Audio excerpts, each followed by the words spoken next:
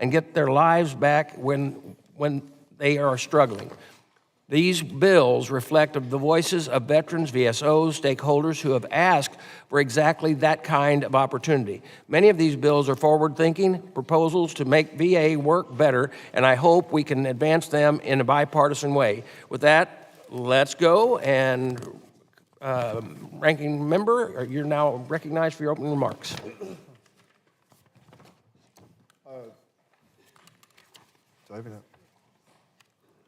Thank you, Mr. Chairman. I'll save my comments for individual bills, and I'll yield back. All right, thank you. I now call up the committee print for the H.R. 7683, the VA Fiscal Management and Modernization Act. The clerk will report the bill. H.R. The 76. text was circulated in advance pursuant to committee rules and without objection, first reading and dispensed with, and the bill is now open for amendments at any point. I now recognize Representative Berkman for the purposes of offering an amendment to the nature of a substitute.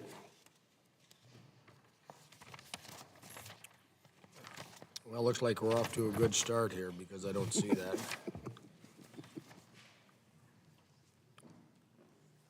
Just take a look at this. I've just got my remarks on the bill. Yeah, so just say I have an amendment at the desk. I have an amendment at the desk. You do.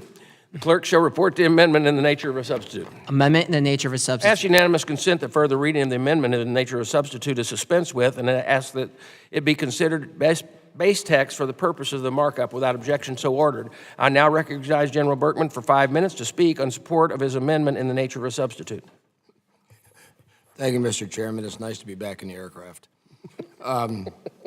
Accountability matters, especially when it comes to the health and well-being of our veterans. VA manages a budget approaching $500 billion, and veterans deserve confidence that those dollars are being managed responsibly. The VA Fiscal Management Modernization Act designates the Assistant Secretary for Planning and Budget, formerly the Assistant Secretary for Management in the text, as introduced, as the department's chief financial officer in statute, with clear responsibilities spanning budget formulation, execution, auditing, reporting, and Anti-Deficiency Act compliance. The title change better reflects the office's core functions, and the ANS also adds major acquisition program management as an explicit CFO duty. The bill establishes the dedicated deputy-level leadership for planning and budget and for financial operations and internal controls, and requires VA's financial officers across VISNs to report exclusively through the CFO. Not least, it creates a legislative and congressional budget information office with one job, providing Congress accurate, timely, and certified budget information. Clear authority, a defined chain of command, a direct line to Congress. That is how you build the accountable financial structure our veterans deserve. I urge my colleagues to support this bill, and I yield back. Gentleman yields back. I now recognize myself in support of the amendment. I would like to thank the General for taking the lead on this VA Fiscal Management and Modernization Act. The bill cements VA's internal realignment to modernize VA's financial management, including how VA controls accounts for settles and reports its finances. The Biden administration did a terrible job of managing VA multi-billion-dollar budget, and Secretary Collins is still trying to clean it up. At a hearing in February, the Secretary stated the VA was unable to complete its monthly reconciliation reports, an alarming admission for any federal agency, let alone one with an annual budget appropriating $500 billion. That's unacceptable. The VA Fiscal Management and Modernization Act would establish clear roles and responsibilities, strengthen accountability, and ensure VA has the structure necessary to manage taxpayer dollars with the transparency, discipline, and seriousness veterans deserve. Do any other members wish to comment on the amendment in the nature of a substitute on H.R. 7683? Seeing none, are there any amendments to the amendment of the nature of a substitute? Oh, Representative Sell. Thank you, Mr. Chairman. I just want to make sure, generally speaking, that these bills have an offset, both mandatory and discretionary, as we go, because we're $39 trillion in debt, and I just want to make sure as we go through this entire chart that we're all assured that they are all offset. It's staff and myself have worked continuously to make sure that each one has offsets as we move forward. Thank you, Chairman. I yield back. Are there any amendments to the amendment in nature substitute to H.R. 7683? Yes, Mr. Chairman.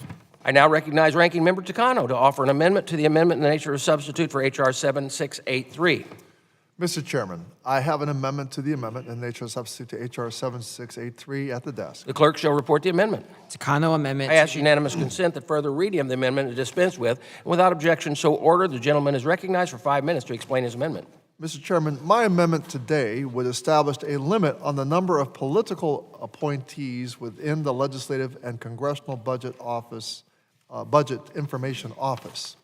Representative Bergman's stated goal of this office is to provide, quote, accurate, timely, and certified information regarding the finances and budget of the department, end quote. Just earlier this week, committee staff was briefed by Mark Engelbaum, the Assistant Secretary for the Office of Human Resources and Administration, that VA must start shifting to a more aggressive planning cycle in regard to the budget for staffing, infrastructure, and other resources. That type of planning requires stability. That stability is often provided by career VA staff, not political appointees.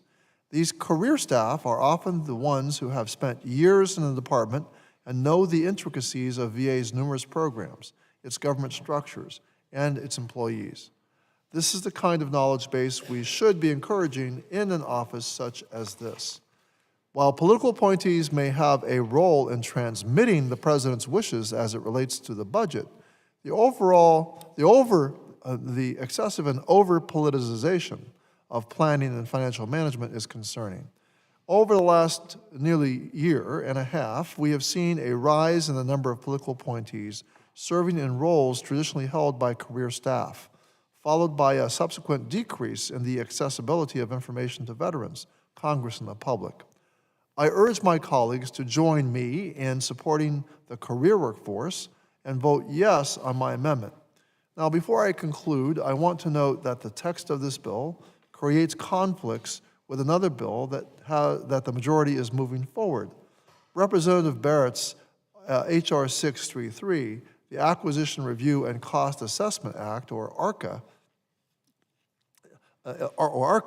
this bill is on the committee's legislative hearing agenda next week. Now, if both bills were to become law, they will create conflicts that will make implementation difficult, if not impossible.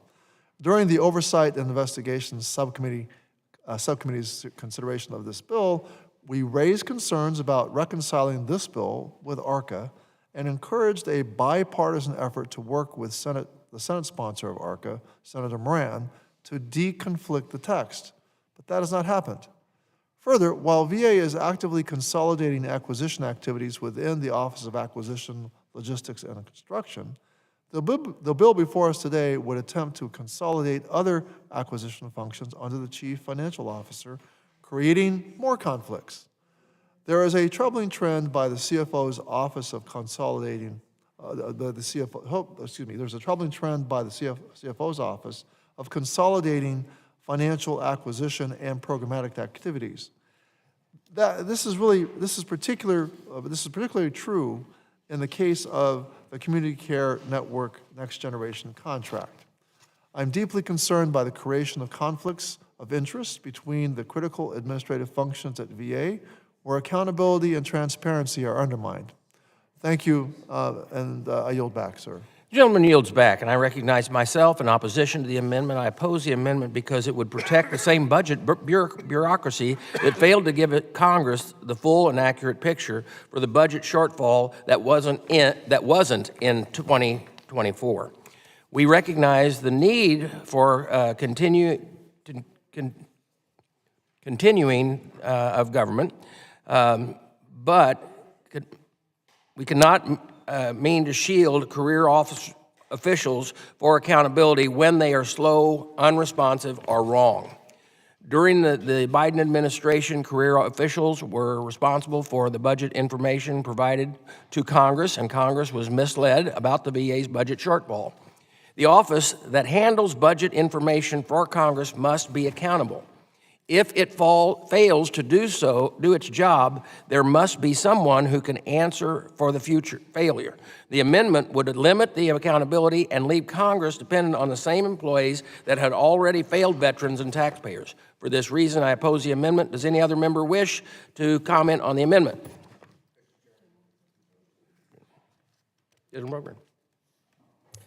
Well, I appreciate the ranking member's interest in this bill. I will have to oppose the amendment. Let's remember what happened during the most recent budget shortfall scare at the VA a couple of years ago. It was career bureaucrats who came to Congress in 2024 claiming a $3 billion shortfall and warning of disruptions to veterans' benefits, only for the VA to carry over more than $5 billion in unspent funds. Career bureaucrats who are too often insulated from accountability that would prevent that from happening again. This bill is designed to fix that. The Legislative and Congressional Budget Information Office will give Congress accurate, timely, and certified budget information, and restricting who can staff it doesn't strengthen that mission. It protects the culture of unaccountability this bill is trying to change. The office is also capped at 6 employees, making this restriction unnecessary on its face.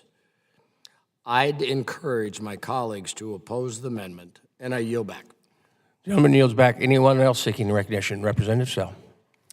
Thank you, Mr. Chairman. I am really concerned about the no score provided for many of the Democrat amendments in this matrix. And I want to remind people, the CBO is biased toward the more progressive bills. Obamacare was supposed to result in a $613 billion reduction in deficits. It cost us $1.5 trillion over time. Then you go to the Tax Cuts and Jobs Act of 2017. CBO estimated a $1.4 trillion increase in deficits. We've actually had a 4% revenues up in the 2 years following. So I yield back. I'm really concerned about no CBO scores provided in the Democrat amendments as a whole, and I yield back. Gentleman yields back. Any other one seeking recognition? Seeing none, the question now occurs on agreeing to the Takano amendment to amendment in the nature of a substitute to H.R. 7683. All those in favor say aye. Aye. All those opposed, no. No.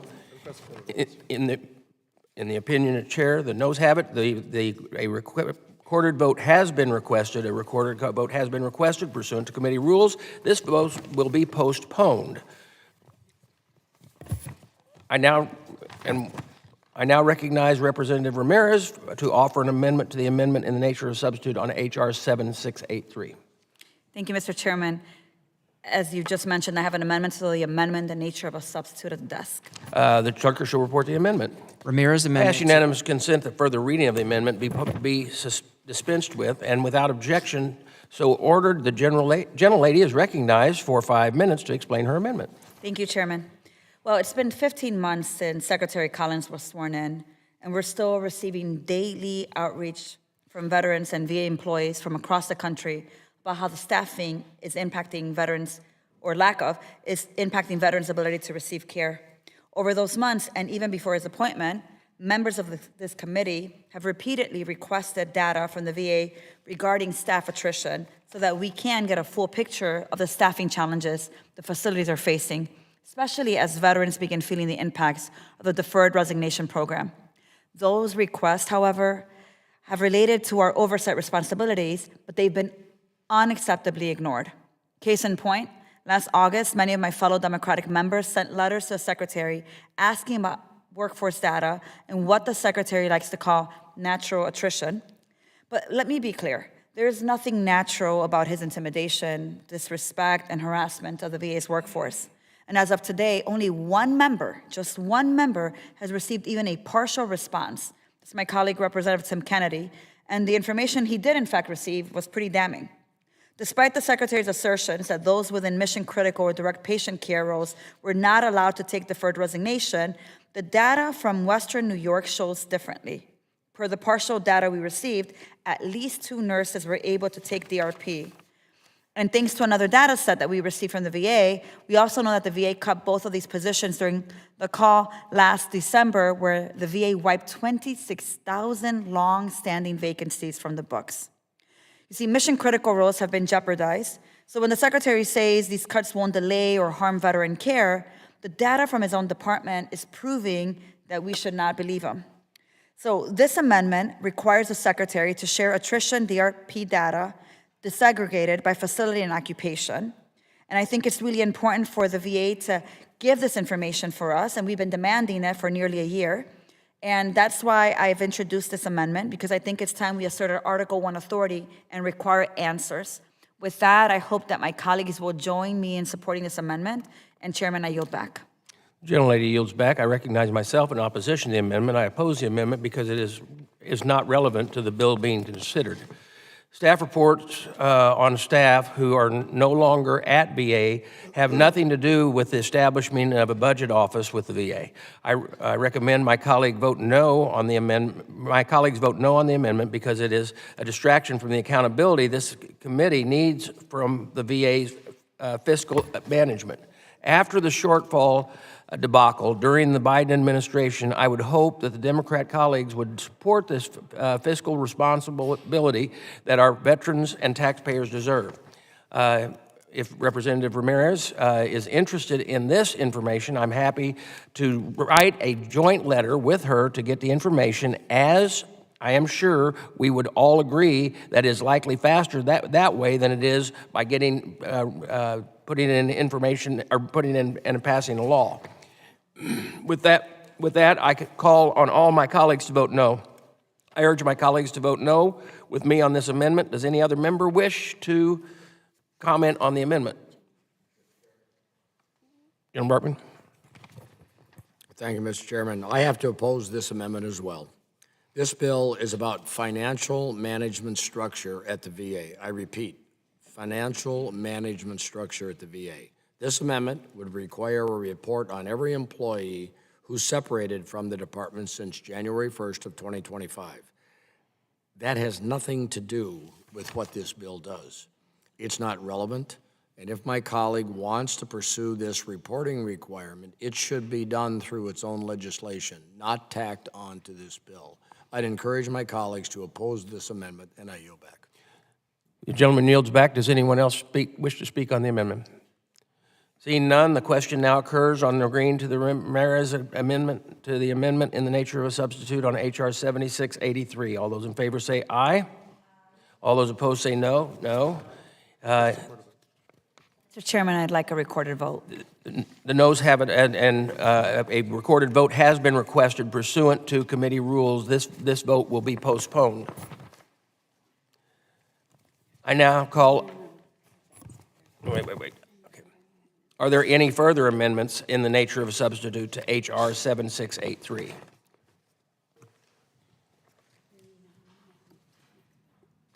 Hearing none, we now move to the next bill because votes will be pending on that bill. Now we can go here. I now call up committee print for H.R. 6993, the Bacon Act of 2020. The Beacon Act, not Bacon, that would be a member of our, but not here today, or for breakfast.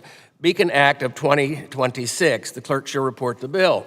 H.R. 6993 to The direct. bill was circulated in advance pursuant to committee rules and without objection. The first reading is dispensed with. The bill is now open for amendments at any point. I now recognize General Berkman to speak on his bill.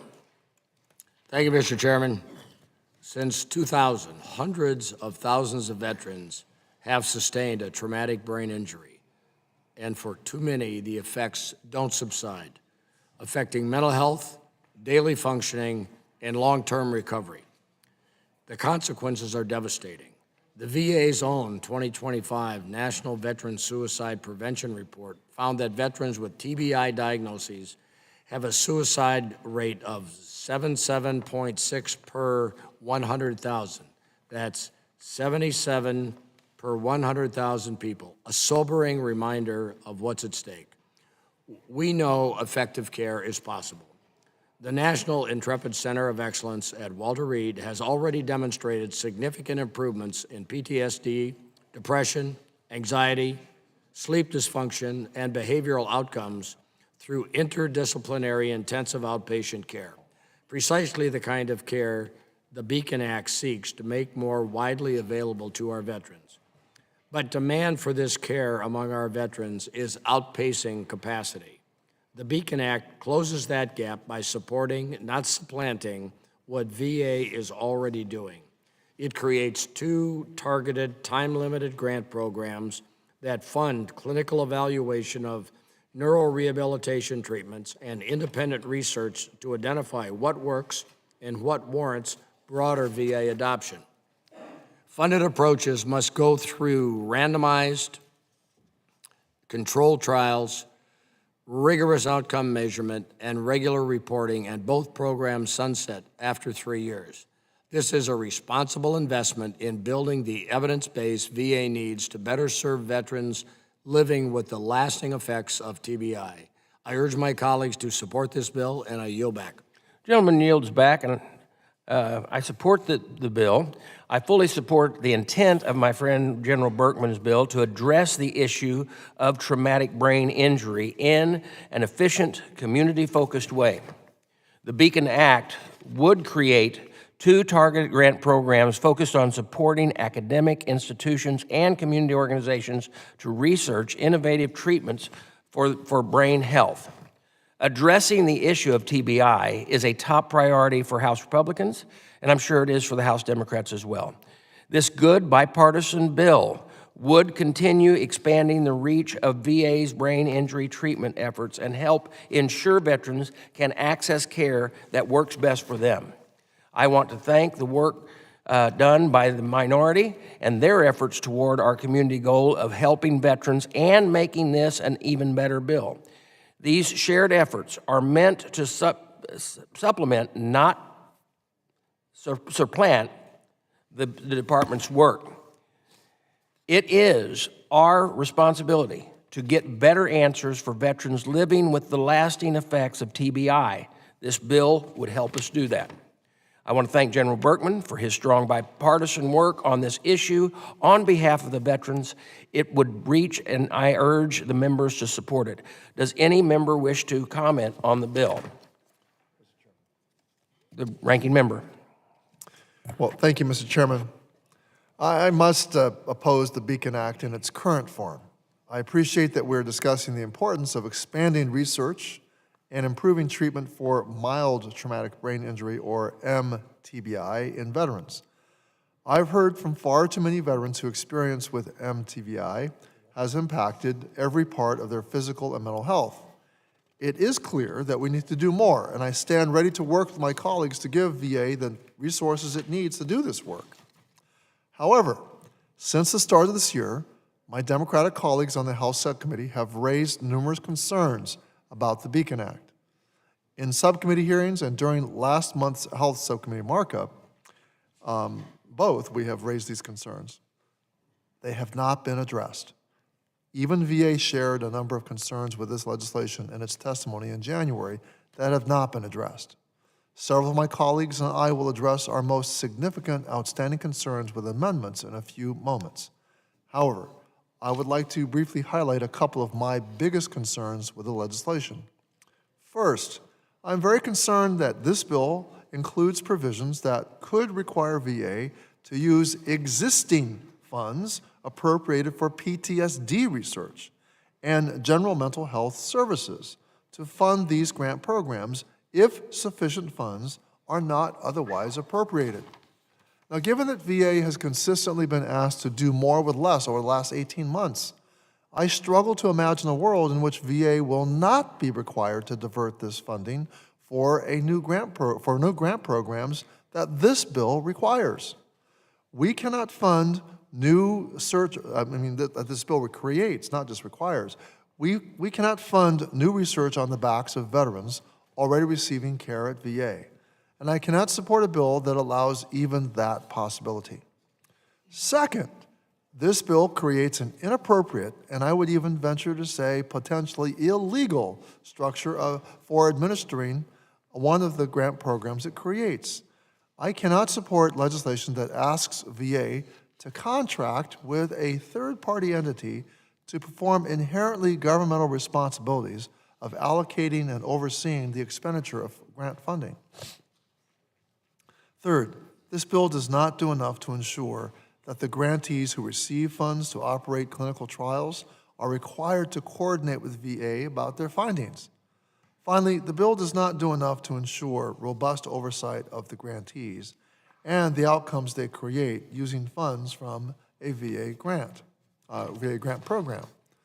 Now, my colleagues and I will be offering what we believe are common sense amendments to address these outstanding concerns and ensure that Congress can conduct necessary oversight of the grant programs this bill creates. I urge my colleagues to accept these amendments to improve the bill and ensure that Democratic members' concerns are addressed. And with that, I yield back. The gentleman yields back. Does anyone else seek recognition? Representative Van Orden. Thank you, Mr. Chairman. I would like to enter two studies into the record from Frontiers in Neurology. One is the efficacy of interdisciplinary intensive outpatient program in treating combat-related traumatic brain injury and psychological health conditions. Without objection. And use of person-centered goals to direct interdisciplinary care for military service members and veterans with chronic MTBI with co-concurring psychological conditions. Without objection. Okay.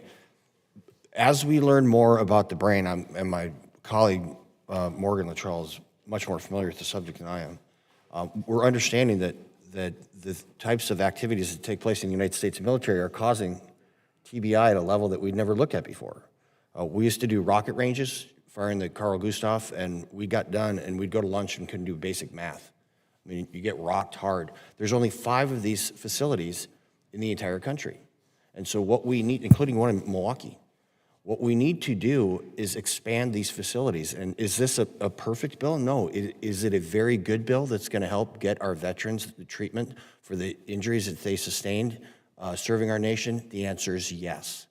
And I'm always going to err on the side of yes when it comes to treating our veterans for service-connected injuries. So I strongly urge my colleagues to support this on both sides of the aisle, because I know that my Democrat colleagues also want to make sure that our veterans get care, and this is a way to demonstrate that we really mean what we say. And with that, I yield back.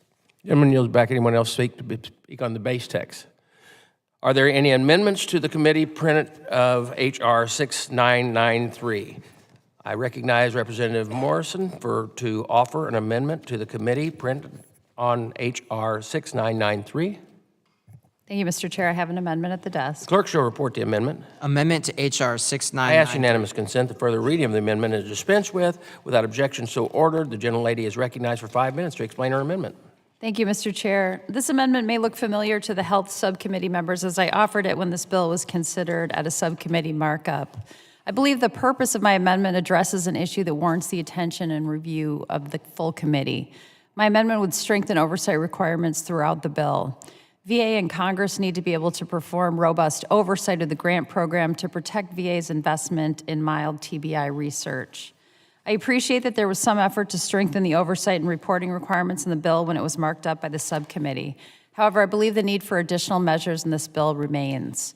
To ensure that the committee can carry out oversight of these 2 new grant programs, the language in this bill needs to be enforceable, effective, and rooted in evidence-based science.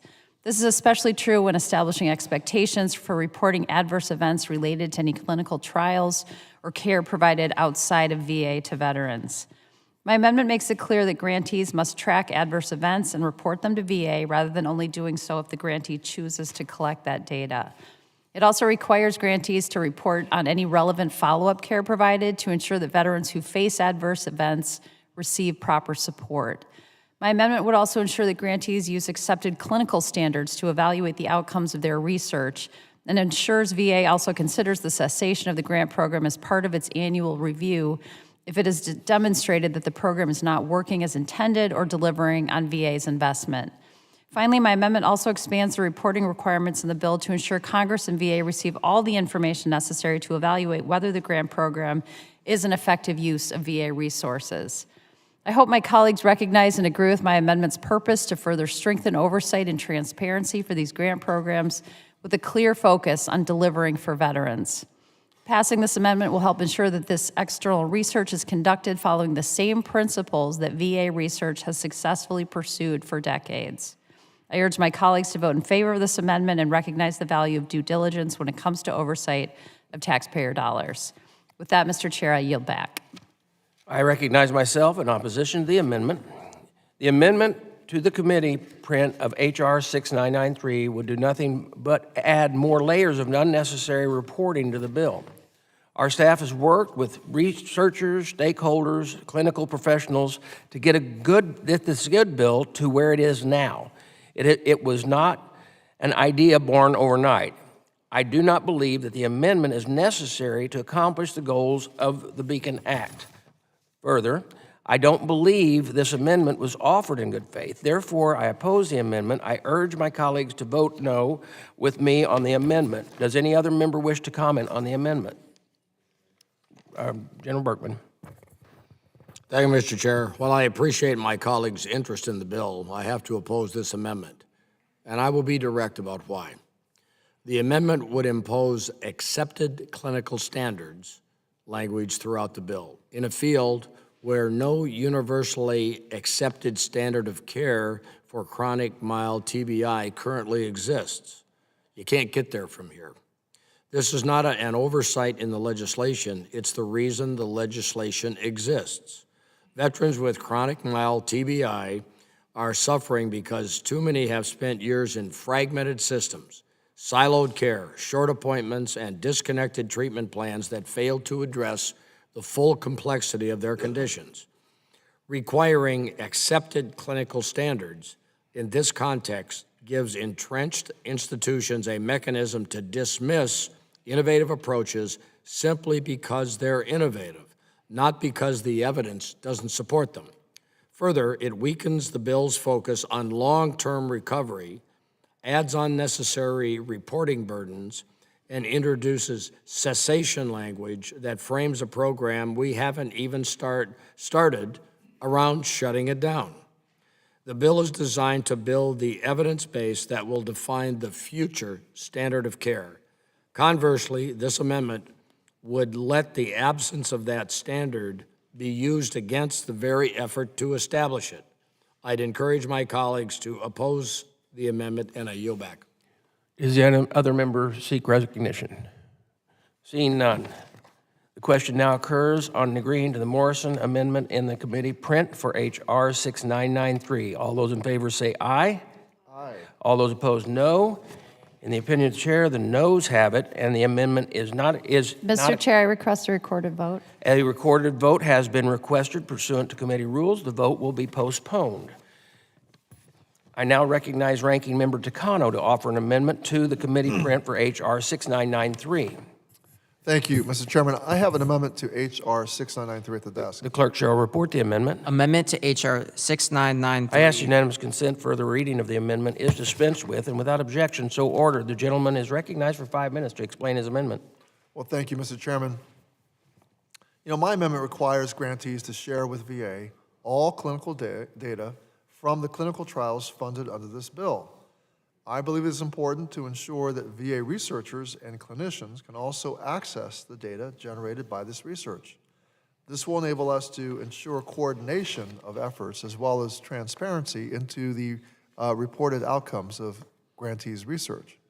I acknowledge that many nonprofit organizations and academic affiliates have helped VA make huge strides in areas of research critical to veterans' health. However, Congress and VA have spent more than 100 years investing in and strengthening VA's research ecosystem. VA's research track record of discovery speaks for itself. Any research to improve treatment for mild TBI must include coordination with VA, including shared clinical data that could allow VA's world-class research ecosystem to develop the next breakthrough. Now, I must point out that some of the very same organizations that have been vocal proponents of this legislation have a track record of not being fully transparent with their research data. Let me repeat that. I must point out that some of the very same organizations that have been vocal proponents of this legislation have a track record of not being fully transparent with their research data. For example, in 2024, researchers from the Boulder Crest Foundation, a nonprofit organization focused on offering complementary and alternative interventions to veterans like yoga, mindfulness, and equine therapy, published an 18-month longitudinal study about the effects of its programming on improving post-traumatic stress symptoms. This $1 million privately funded study could have been massively helpful in informing VA and other entities about new ways to treat veterans. Unfortunately, the published findings reflected outcomes for only a fraction of the overall number of veterans who participated in Boulder Crest's programs, without explanation of why some were included while others were excluded.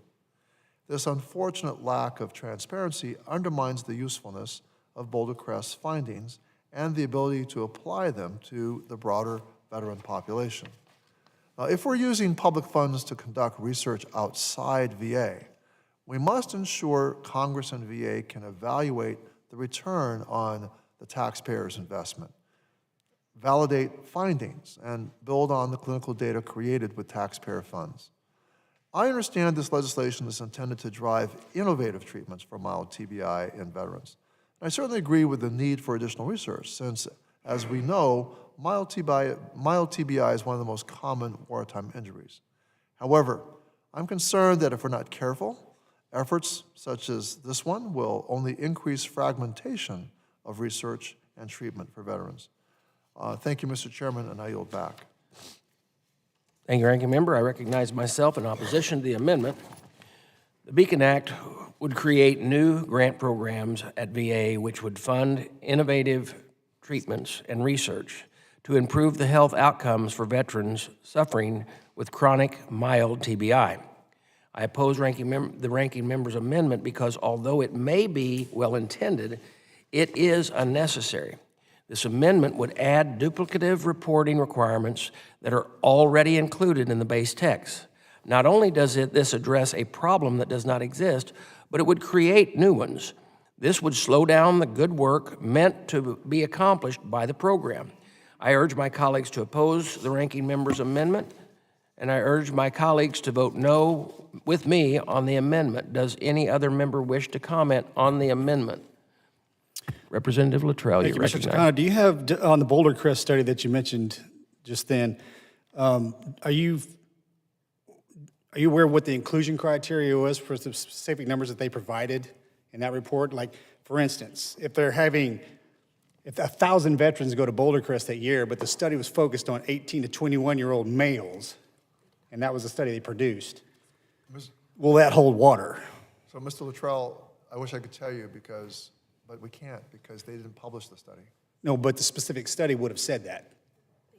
They didn't. The study, it would say that. I would hope it would say that, but the study has not been published. That's one of our. I got you. I don't need that to turn into a conversation on the other side. So anyway, just the inclusion and exclusionary criteria that you're referring to, those weren't published. They would have had to have been for the study if we funded it. One would think so, but I'm telling you that they were not published. That is kind of the substance of our objection here. I tell you what, I'll catch the young lady offline to have that conversation. Thank you, Mr. Chairman. Thank you, sir. Thank you. Does anyone else seek recognition? Seeing none. The question now occurs on agreeing to the Takano Amendment to committee printed for H.R. 6993. All those in favor say aye. All those opposed say no. No. In the opinion of the chair, the noes have it. I request a quarter vote. A recorded vote has been requested pursuant to committee rules. This vote will be postponed. I now recognize Representative Brownlee offering amendment to the committee print on H.R. 6993. Mr. Chairman, I have an amendment at the desk. Does the clerk report the amendment? Amendment to I H.R. ask unanimous consent that further reading of the amendment is dispensed with, and without objection, so ordered. The gentlelady is recognized for 5 minutes to explain her amendment. Thank you, Mr. Chairman. My amendment, which I also offered at the Health Subcommittee markup where we considered this bill, strikes provisions in the legislation that direct VA to pay for the 2 grant programs using the existing budgets of VA's National Center for PTSD and VA Mental Health Services if Congress doesn't appropriate specific funds for the 2 grant programs. My amendment was unfortunately rejected at the subcommittee markup. However, as I have explained at several previous hearings, I feel strongly that we cannot risk siphoning money from VA direct care and research to pay for this pilot program. Creating a new pilot program is not a cost-free undertaking for VA. If this bill becomes law, the department will be required to administer not 1, but 2 grant programs, even in the absence of appropriated funding. Given that we are an authorizing committee and not an appropriating committee, we unfortunately have no direct control over whether sufficient funds will be appropriated to allow VA to carry out these grant programs. In the unfortunate event that sufficient funding is not appropriated for these 2 grant programs, I worry this bill leaves VA no choice but to divert funding from the National Center for PTSD and Veterans Mental Health Services to carry out these grant programs. I support investing in new research, but we must ensure we are pursuing these investments in a responsible manner that protects resources for existing VA research and clinical services. I can't recall ever seeing provisions like this in any other legislation we have advanced during my time on this committee, and I don't think we should set that precedent now. I'd also note that General Bergman's Milcon VA amendment that draws attention to the importance of VA's research on, quote, on areas benefiting veterans such as oncology, traumatic brain injury care, psychedelic therapies, and assistive devices was made in order, although it does not provide any additional funding for such research. In any case, I'm glad Mr. Bergman agrees with me that VA research is critical, and I hope he'll support my amendment to ensure that there is no risk that existing VA research funding will be diverted to administer this grant program. I'd also note that the legislation as amended at the subcommittee not only includes language authorizing appropriations, but it also includes provisions to extend the authority to collect VA home loan fees to ensure that the cost of this legislation is covered. Given that this legislation provided an offset, to its costs, provisions that direct VA to use its existing funding should no longer be necessary. Removing these provisions will remove all risks of or uncertainty that existing VA funds would be diverted to these programs. I urge my colleagues to support my amendment to protect VA's existing funding for mental health services and PTSD research, and I yield back. Gentlelady yields back. I recognize myself now in opposition to the amendment. I do not support the intent of the Representative Brownlee amendment to tie the Secretary's hands when it comes to expanding mental health support. The flexibility to use the funds the Beacon Act would authorize was made so that these grants could stand up quickly, responsibly, and without delay. I believe this amendment would go against the intent of General Bergman's bill and create funding uncertainty that could slow down the implementation of this new program. Veterans in crisis should not have to wait any longer for more support options. The goal of the Beacon Act is to create new solutions, expand the reach of VA's mental health services even further. For these reasons, I oppose the amendment, and I urge my colleagues to vote no with me on the amendment. Does any other member wish to comment on the amendment? General Bergman.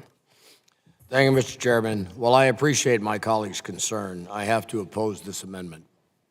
As we noted, or as was noted during the subcommittee markup, nothing in the bill requires the VA to redirect existing funds. It simply gives the department flexibility to use available resources in the absence of a direct appropriation, while explicitly requiring that any such use supplement, not supplant, existing programs.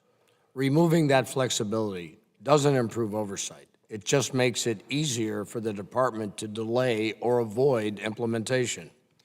Veterans living with chronic mild TBI, PTSD, and chronic pain, the very populations that VA's own data identifies as the highest risk for suicide, cannot afford more delays. These grant programs were designed specifically to address those overlapping conditions, and adding funding barriers slows access to care for veterans already in crisis. The bill already has strong safeguards, reporting requirements, and oversight mechanisms. This amendment adds nothing but another hurdle to care delivery. At a time when we are working to expand treatment options, support research, and improve outcomes for veterans with mild TBI, and we should be focused on enabling progress, not limiting it. I encourage my colleagues to oppose the amendment, and I yield back. Does any other member wish to comment on the amendment? Seeing none. The question now occurs on agreeing to the Brownlee amendment, the committee print for H.R. 6993. All those in favor say aye. All those opposed, no. No. In the opinion of the chair, the noes have it, and the amendment is not agreed to. A recorded vote has been requested pursuant to committee rules. She's going to get to the button. This vote will be postponed. Without objection, never mind, we'll move on. I now recognize Representative Dexter to offer, Dr. Dexter to offer an amendment to the committee print on H.R. 6993. Thank you, Mr. Chairman. I have an amendment to H.R. 6993. The clerk should at the report desk. the amendment. Amendment to H.R. 6993, Subcommittee print, offered by Ms. I Dixon. ask unanimous consent that further reading of amendment is dispensed with and without objection, so ordered. The gentlelady is now recognized for 5 minutes to explain her amendment. Thank you, Mr. Chairman. I am offering an amendment to strike Section 3 of the Beacon Act. This section establishes a grant program to carry out studies and applied programs on approaches and methodologies for the treatment of mild TBI in veterans. That language is exceedingly broad. Given the critical importance of VA research funding, I am concerned this lack of specificity could divert precious research resources away from VA's ability to conduct world-class research. I fully recognize the need to continue research on behalf of our veterans. However, this provision would make those investments at the expense of operations at the VA's National Center for Post-Traumatic Stress Disorder. We should not allow our urgency on this issue or any issue to come at the cost of long-standing, proven VA research programs. Equally concerning is the directive that VA, quote, seek to enter into an agreement with an independent organization, end quote, to administer the grant program and carry out the studies and related efforts. In its testimony on this bill, VA states, quote, grant administration involves soliciting applications, reviewing and scoring these applications, and monitoring the use of those funds. In particular, the scoring and awarding of funds are inherently governmental functions that should not be performed by a non-governmental entity. I agree with this assessment. It is inappropriate for a non-governmental entity to administer a federal grant program and make decisions about the allocation of taxpayer dollars. Outsourcing administration of this program would weaken accountability and limit our ability to ensure funds are directed toward the highest value research for our veterans. We have a limited set of resources, and we cannot afford to inefficiently or ineffectively disperse those limited resources. In this committee, we should be singularly focused on structuring VA research to ensure it delivers the strongest possible outcomes for those who have served. As a physician, I strongly support advancing medical research, but I cannot, in good conscience, support moving this bill forward without addressing the serious flaws in this section. I'm more than willing to work with my colleagues on the other side of this aisle to drive accountable outcomes-based investments in research, but this section needs to be fundamentally restructured to achieve that goal, which is why this amendment strikes the language in its entirety. I urge my colleagues to support the amendment and hope we can find a path forward to continue to support world-class research at the VA. I yield back. Gentlelady yields back. I recognize myself in opposition to the amendment. I oppose the amendment from Dr. Dexter. This amendment would strike large sections of the new program before it can even begin. which would limit VA's ability to ensure independent research is effective for the veterans it would serve. This amendment would not also strip all the accountability measures that are currently built in. Frankly, this is silly and goes against the intent of the legislation and the program. For this reason, I oppose the amendment, and I urge my colleagues to vote no with me on the amendment. Does any other member wish to comment on the amendment? Seeing none, the question occurs on agreeing to the Dexter amendment to the committee printed on H.R. 6993. All those in favor say aye. Aye. All those opposed, no. No. In the opinion, Chair, the noes have it, and the amendment is agreed to. Mr. Chair, A recorded vote has been requested, and pursuant to committee rules, the vote will be postponed. Are there any further amendments to the committee print for H.R. 6993? Hearing none, we will move to the next bill. I now call up committee print for H.R. 6444, the Blast Overpressured Research Mitigation Task Force Act. The clerk shall report the bill.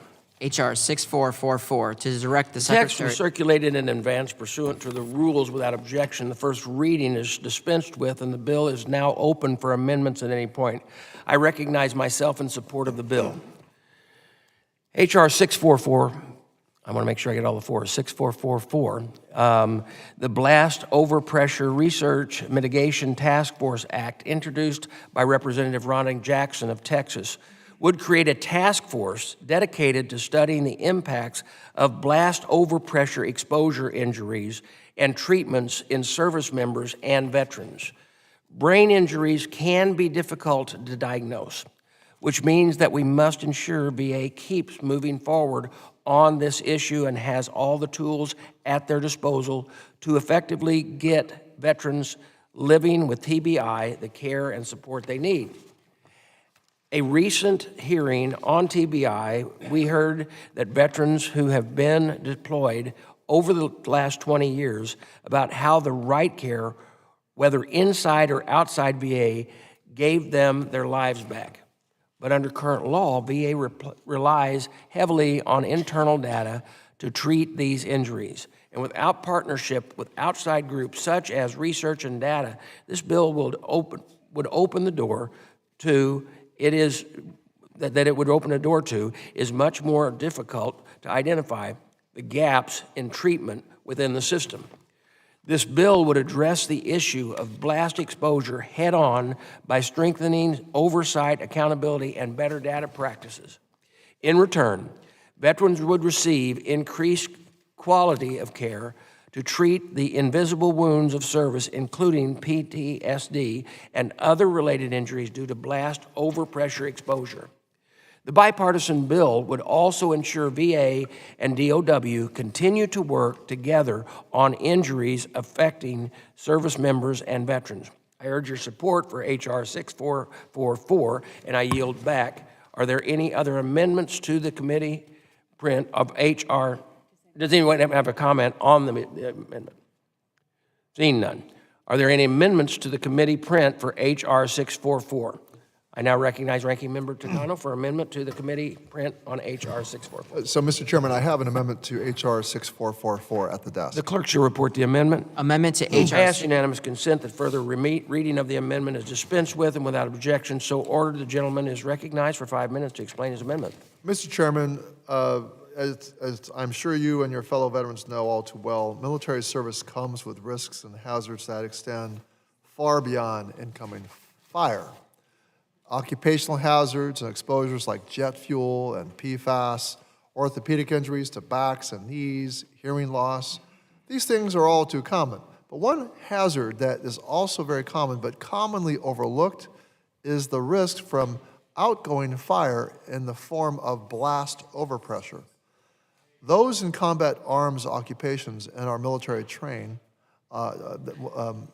those in combat arms occupations in our military train relentlessly to become the most lethal fighting force on the planet.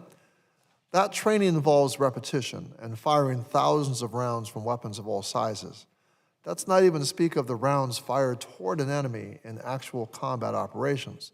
But every single one of those rounds represents a contained explosion happening in very close proximity to our service members. Mr. Chairman, unless and until we're able to engineer ourselves a way around the laws of physics, the blast waves from those explosions hit our service members with full force. Now, we know beyond a shadow of a doubt that this blast pressure affects the brain, lungs, ears, and other body systems. And while the effect may be small or even imperceptible at first, it is cumulative. Over time, sometimes even long after a service member has become a veteran, problems arise. Hearing impairment, cognitive impairment, migraines, and even problems like dementia or Alzheimer's can manifest from repeated exposure to blast overpressure. Now, there is a tremendous amount of research into this issue at VA, the Department of Defense, and other federal partners, and in the academic world as well. And that research needs to be encouraged and even expanded. So I support Representative Jackson's bill to create a task force to coordinate these efforts. But it is imperative for those veterans that are suffering now and those that will in the future that VA walk and chew gum at the same time. Now, as one of our colleagues said at a previous hearing, we need to work on legislation that moves the needle for veterans who are in need of help now. And that is why I have introduced this amendment to require VA begin the process of developing a presumption of service connection for blast overpressure so that all that coordinated research leads to something concrete. There is already a robust body of evidence to support blast overpressure as a presumptive. And I feel strongly that a presumption of service connection is warranted in this case. But I recognize that there is value in a full and robust evaluation process at VA. And that's why my amendment does not create the presumption directly, which again is my preferred path. But rather, this amendment simply instructs VA to use the process established by the PACT Act to consider it. So, Mr. Chairman, these blast overpressures are not a matter of happenstance during a service member's enlistment. They are an occupational requirement necessary to the operational readiness of our military. It is part of the job we ask them to do for us. And I believe there is a causal connection that exists between certain military job specialties exposed to occupational blasts and negative brain effects suffered by veterans. And these conditions are deserving of action by VA. So I encourage you and all my colleagues to support this amendment and begin the process of getting those impacted by blast overpressure the care and benefits they deserve. Thank you, Mr. Chairman, and I yield back. Gentleman yields back. I recognize myself in opposition to the amendment. The bill is focusing on advancing treatment for brain research for veterans suffering from exposure to blast overpressure. I oppose the amendment because I believe it would move the focus of this good legislation away from the treatment and research and into an entirely separate issue of disability benefits and presumption of service connection. This bill is not about compensation policy. It's about getting right the medical research so that the veterans can access advanced brain health science and improve rehab care. To put it simply, the amendment is like trying to play soccer on a baseball field. I would also note that VA already recognizes traumatic brain injury, and veterans can do and receive services connected to disability for TBI today. VA is actively working to improve how these claims are evaluated and processed in the disability benefit area. For those reasons, I urge opposition to the amendment. I urge my colleagues to vote no with me on the amendment. Does any other member wish to comment on the amendment? Seeing none. The question occurs on the agreeing to the Takano amendment to the committee print for H.R. 6444. All those in favor, say aye. Aye. All those opposed, no. No. In the opinion of the chair, the noes have it, and the amendment is not agreed. A recorded vote has been requested pursuant to committee rules. The vote will be postponed. Are there any further amendments? Hearing none, we will move to the next bill. I now, I now call up committee print for H.R. 7950, the VA Congressional Accountability Act. The clerk shall report the bill. H.R. 7950, to amend Title The text was 38. circulated in advance pursuant to committee rules without objection. The first reading is dispensed with. The bill is now open for amendment at any point. I now recognize Representative Self for the purposes of offering an amendment to the nature of a substitute. Mr. Chairman, I have an ANS at the desk. The clerk shall report the amendment in the nature of substitute. Amendment in the nature of a Ask substitute. unanimous consent further reading of the amendment in the nature of substitute is dispensed with, and I ask that it be considered as base text for the purpose of this markup without objection so ordered. I now recognize Representative Self for 5 minutes to speak in support of the amendment in the nature of substitute. Thank you, Mr. Chairman. I am speaking on behalf of my bill, H.R.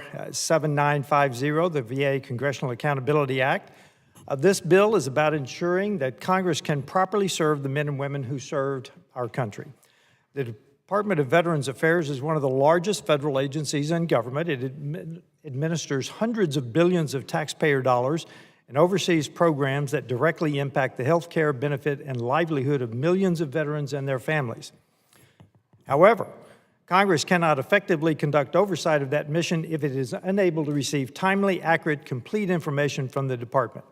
There have been too many instances where responses to congressional inquiries from the VA have been delayed or incomplete. Members on both sides of the aisle have experienced situations where requests for information lingered for months without clear timelines or meaningful updates. That is not acceptable for an agency charged with serving our nation's veterans, and it undermines Congress' constitutional oversight responsibilities. My bill establishes formal and clear standards for how the VA communicates with Congress. It requires prompt acknowledgement of requests, production plans, with estimated delivery dates and firm timelines for compliance. It also creates accountability measures when those deadlines are not met. This bill is not about politics or Republicans and Democrats scoring points against one another. Every member of Congress represents veterans. Every congressional office handles constituent cases involving delayed benefits, medical care, claims processing, or accountability concerns at the VA. When Congress receives timely and accurate information, we're better equipped to resolve problems for veterans regardless of party affiliation. This bill benefits both sides of the political aisle. Oversight should never be partisan. Transparency should never be partisan. Accountability to our veterans should never be partisan.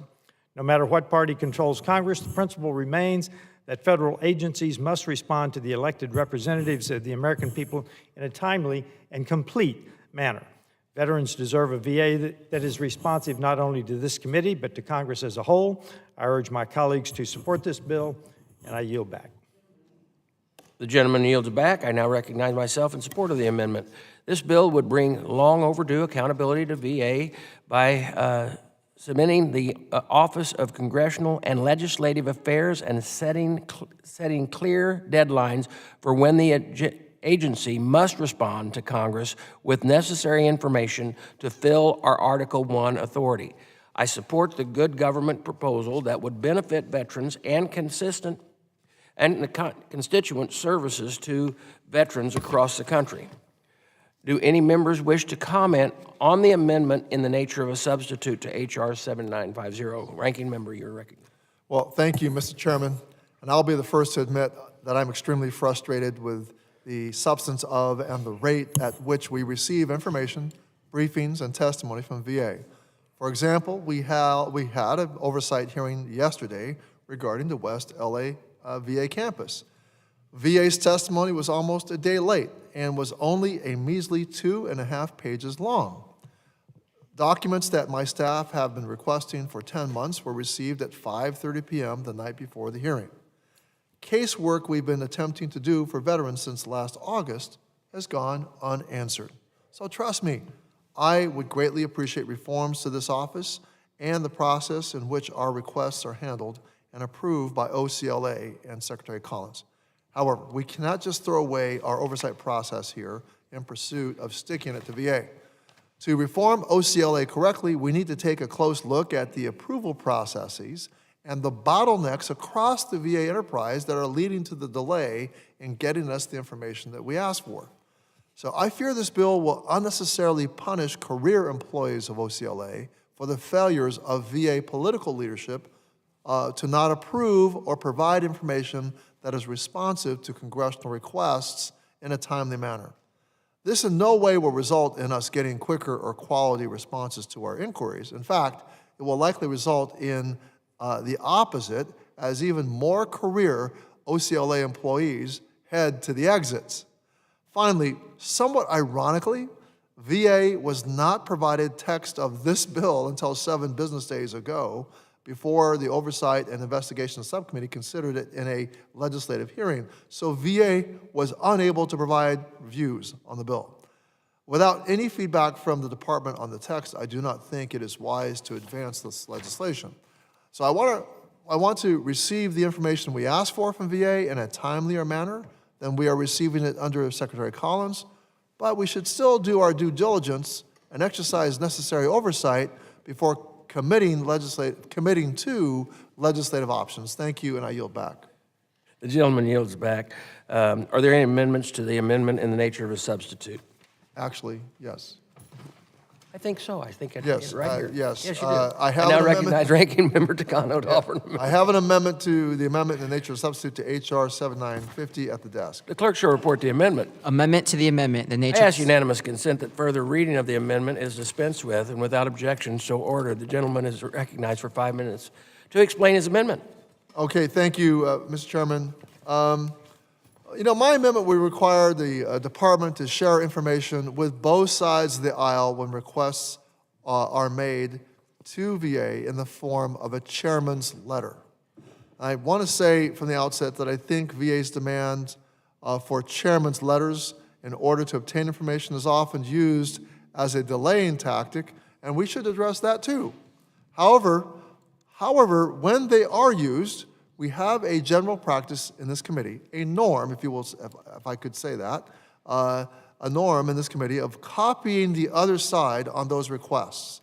So when you are in the majority and you're writing the chairman's letter and you copy me, that's what I'm talking about. I've done that in the past when I've been the chairman. We have a general practice on the committee of copying the other side on those requests, with the exception that VA will then provide information to both majority and minority. This has been the practice for a long time.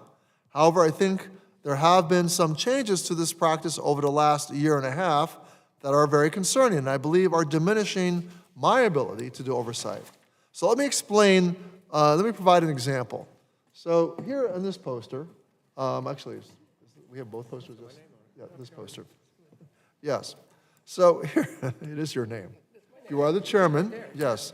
Here on post number 1, we have a letter from the current majority to the Biden administration. So that was signed by you. And just look at the length of that letter. It was sent in 2024. It's 4 pages long, and it details clearly what the majority is interested in receiving from the department, including a specific list of items, including documents. Now, this letter, on post number 2, let's look at one of the letters that the majority recently sent to the Trump administration. I'm copied at the bottom, the Honorable Mark Takano, but I have no idea what this letter is about. I mean, I have a lot of information here about what this letter is about. It's very detailed and it's very explicit. But here, it is a request for this code number, this file or this document, and it directs the department not to send a formal written request, but rather provide something to the majority staff. Now, I can guess at the purpose of using this form letter process, but I think it is problematic to say that we need to reform OCLA when we also need to examine how we're doing our own work. Letters similar to these have been going out on a weekly basis. I recently asked staff to get information from VA related to the tragic shooting of several children and family members by a veteran in Louisiana. VA responded that a chairman's letter had been sent and that I was copied on the letter, so my staff would not be getting the information that we requested. Instead, we get a letter back, a copy. Our copy is this little code. And so I'm presuming the majority is having some way to get this information in much fuller, more detailed form. Now, we were told that we would not be getting, the information we requested, as the department was already providing something to the majority. We don't know whether the VA has transmitted anything to the majority, but if so, we have yet to receive it. Now, this is absolutely unacceptable on many levels. Whatever this letter system is, it is impeding oversight, and whatever OCLA is doing, it's impeding oversight. Something needs to change. And if I have to attempt to make that change through the legislative process, then I will. And let me just say, I hope that we can agree that the norm that we observed, that when we copy each other on a chairman's letter, we expect both majority and minority to get the information from the department. I yield back. Gentleman yields back, and before I just want to say, could you pick a different letter? That signature of mine is terrible there. I recognize myself in support of the amendment. I might just throw it up in the air with all It this. was so important. You don't realize I'm in support of the amendment. It has been a longstanding custom of this committee that when the chairman sends a letter, the minority is copied and receives the information provided with response. If that is not happening, then let us know, because this is not the way the committee should operate. I do have some reservations about handcuffing the description of future chairs of this committee. Each Congress is different, and the chair must have the ability to manage oversight appropriately. But transparency should be a partisan issue, a nonpartisan issue. You know which way I meant it. Yeah. And as a sign of good faith, I'm willing to support the ranking member's amendment to ensure that we are working together toward transparency and accountability. Does any other member wish to comment on the amendment? Mr. Representative Self. Thank you, Mr. Chairman. I'd like to ask the ranking member for a clarification. You put in an amendment that we are going to support, and yet you spoke against the underlying bill. Do you intend to now support the underlying bill with your approved amendment? Mr. Self, the acceptance of the amendment still is not sufficient for us to give support to the overall amendment. The other objection is really answered regarding the treatment of career civil, the career employees of OCLA. We actually think that the cause of the delays is happening because of the political appointees and the way in which everything has to be reviewed by the Office of the Secretary. That's the fundamental problem. We don't think your bill actually solves this issue. Thank you. Thank you. Anyone I else yield back. seeking recognition? Seeing none. The question now occurs on the agreeing to the Takano amendment, the amendment in the nature of substitute to H.R. 7950. All those in favor say aye. Aye. Those opposed say no. No. The ayes have it, and the amendment is agreed to. Without, no, I didn't think you did. Okay, without objection, the motion to reconsider laid on the table. How about that? I now recognize Representative Ramirez to offer an amendment number 5 to the amendment in the nature of a substitute on H.R. 7950. Thank you, Mr. Chairman. As you mentioned, I have an amendment to the amendment in the nature of a substitute at the desk. The clerk shall report the amendment. Ramirez, number 5, amendment to the I amendment. ask unanimous consent that further reading of the amendment is dispensed with, and without objection so ordered. The gentlelady is recognized for 5 minutes to explain her amendment. Thank you, Chairman. I think in just the previous conversation we just had in the previous amendment, everyone in this room is pretty clear that the timeliness of responses to congressional inquiries and casework is a serious issue. We've talked about it on both sides of the aisle. But I think to just follow up on what the ranking member mentioned a moment ago, how we diagnose that problem matters for how we pursue a solution. And I think many of us are aware that the challenges of the OCLA employees, like many employees at VA, they operate under specific guidance. I'll tell you, they are often the pass-through of information. They're facilitating responses from business lines and program offices, and they may not be able to control response times from these offices, nor are they able to dictate review timelines from the Secretary himself, because Secretary Collins has changed the policy from previous administrations, and now he wants to review absolutely everything that goes to Congress himself personally. So I want to walk us through what that actually looks like. My staff receive a concern from a veteran or a VA employee that we feel we need to get more information about it. So what do my staff do? They submit a request for information with the OCLA. Then the OCLA then sends the questions out to the program office. Then the program office collects the responses from the subject matter experts. And then the subject matter experts then get that approved, and then they send it back to OCLA. Historically, those responses would have been reviewed by OCLA and then actually transmitted to congressional members and staff. However, there's a big however now. Under this administration and Secretary Collins' leadership, those responses don't go to us. They then go up to the Secretary's office to be approved in whatever time frame the Secretary feels like he's going to follow. Now, while changes at VA, particularly in the majority, show some clear commitment to privatization, we can really be clear here that the problem we have here with OCLA is a problem at the feet of leadership. And look, I wholeheartedly agree with my majority colleagues that accountability must be taken for the delays in timely responses to Congress. Absolutely. It's actually why we're having this conversation now. But the thing is, receiving information months late, or never in many cases, significantly harms the work that we, as legislators and authorizers, can do for our nation's veterans. However, let's be clear, accountability must be directed appropriately. Ultimately, if the buck stops with Secretary Collins, then the buck should stop when Secretary Collins is not effectively doing his job. If the responses to the many congressional inquiries my colleagues and I submit must be approved by the 10th floor ultimately, then don't you think that the 10th floor should be held accountable when we are forced to wait for Collins to do the work he decided to insert himself into? My amendment would apply accountability where it's needed, tying the Secretary's salary to this text. If his salary is on the line, I believe we'd see much quicker response times from Secretary Collins, since now he has to approve every single thing that comes back to us. And I hope that in the spirit of bipartisanship, with we just saw 4 minutes ago, that you would consider joining me on this amendment as well. With that, Mr. Chairman, I yield back. The gentlelady yields back. I recognize myself in opposition to the amendment. I oppose the amendment to the amendment for one very simple reason. The VA Secretary is a direct line of succession, and hampering his ability to travel should he need to respond to a developing health emergency is simply wrong. I am for accountability, but I am not okay with crippling the leader of the largest federal health system. I urge my colleagues to vote no with me on this amendment. Does any other member wish to comment on the amendment? Seeing none.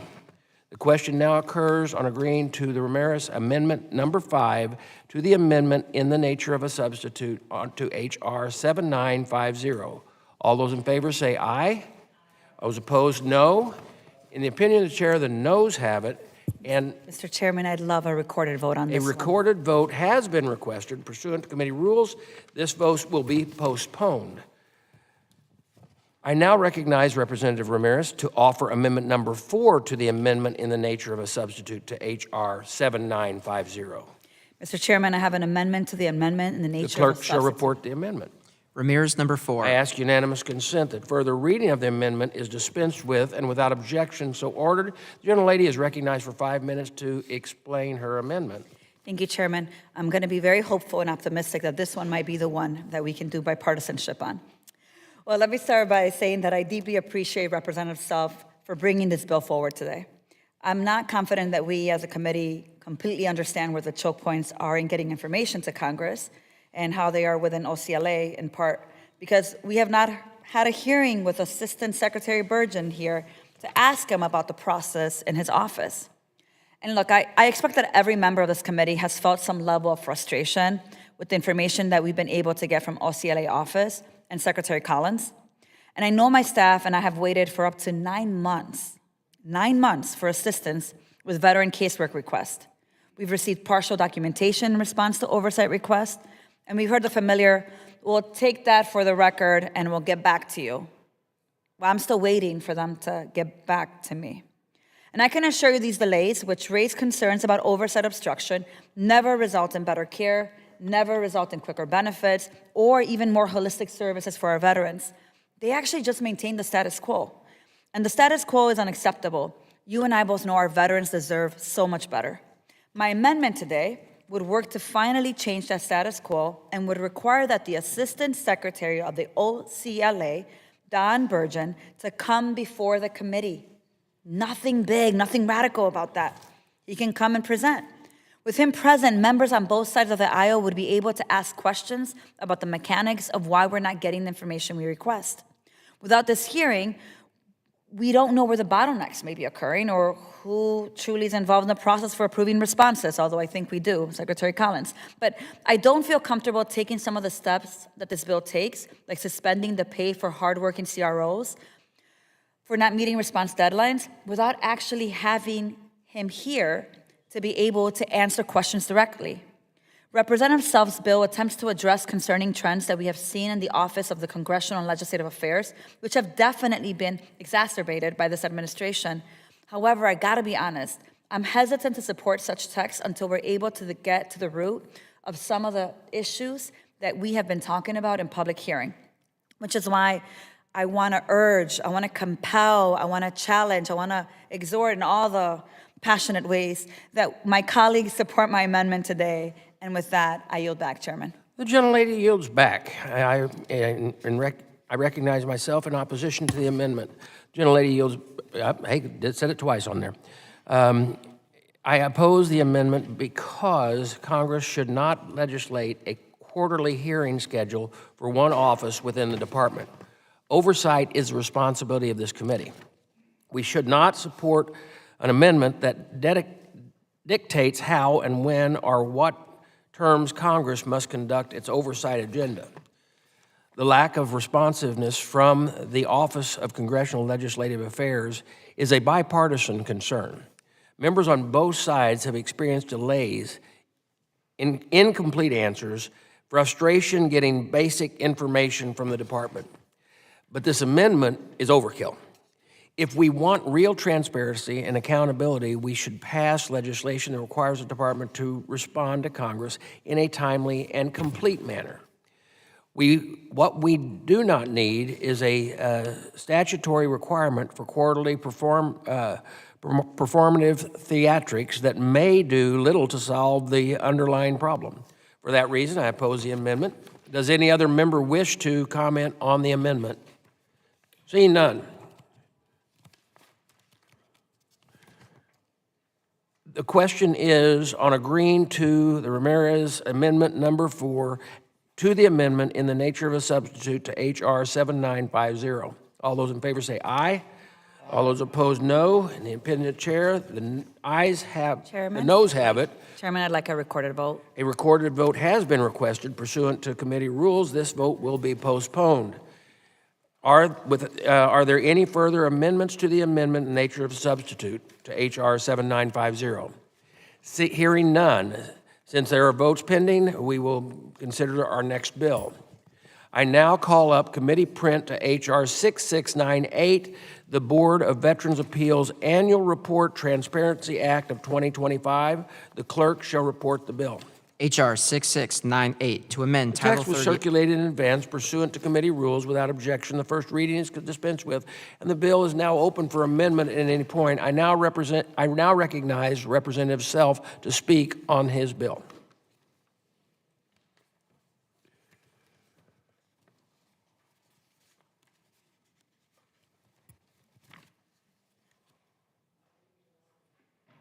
Thank you, Mr. Chairman, for the opportunity to speak on my bill, H.R. 6698, the Board of Veterans' Appeals Transparency Act. We're going to try again for transparency. Yeah, your microphone's on. How about that? That's better. There we go.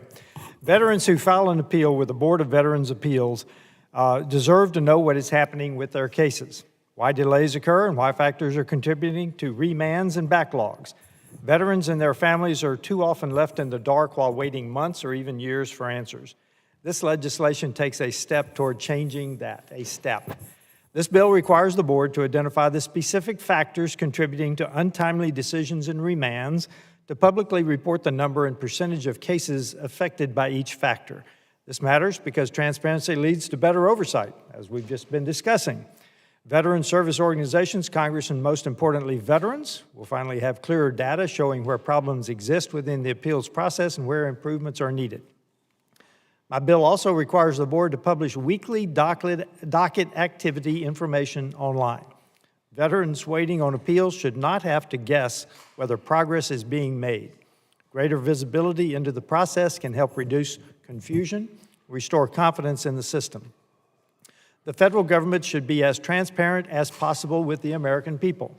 Taxpayers fund these agencies and programs, and they have every right to know how their taxpayer dollars are being spent and whether the system is operating effectively. Transparency is not a burden on government, it's a responsibility of the government. This bill does not create a new entitlement program or expand bureaucracy for its own sake.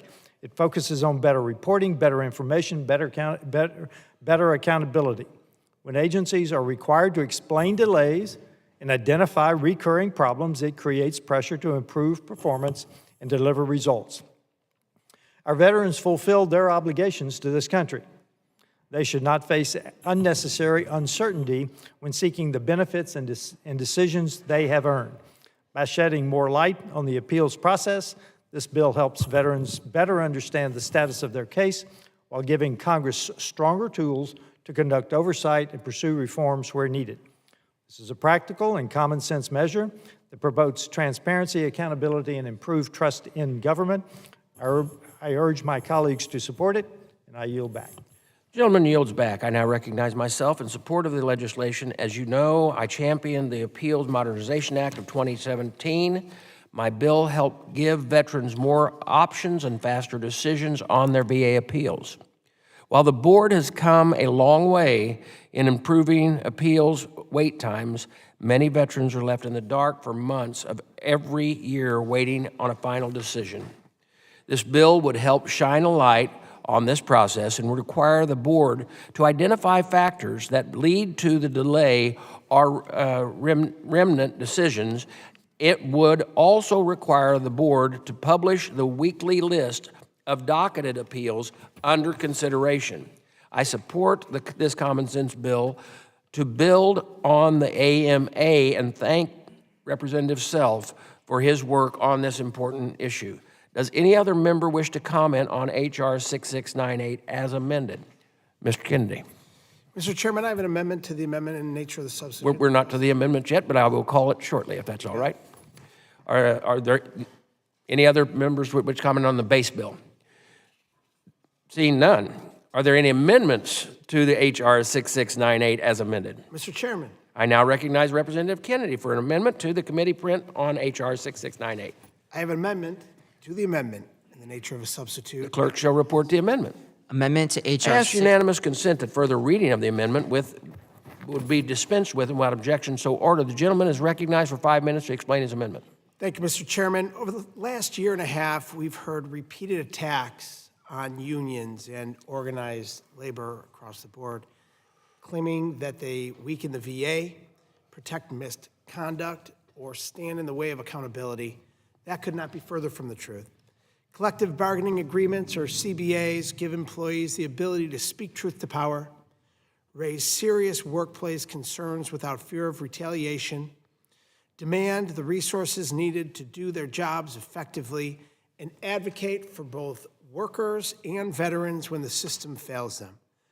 Earlier this year, the American Federation of Government Employees, AFGE, secured a major legal victory when a federal judge ordered the VA to restore its collective bargaining agreements for nearly 300,000 employees represented by the union. While it should have never required a federal judge threatening contempt to force compliance by this administration, I'm glad VA employees once again have access to the workplace protections and grievance process that they're legally entitled to. That restoration included important protections like requiring employees to be placed on a performance improvement plan before disciplinary action is taken.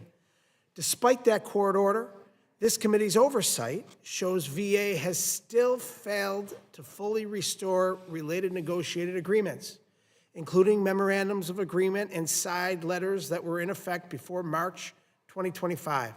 One example involves the Board of Veterans Appeals Attorneys Before the VA terminated these agreements, AFG had negotiated performance standards that established realistic expectation for how many cases an attorney can thoroughly review in a day.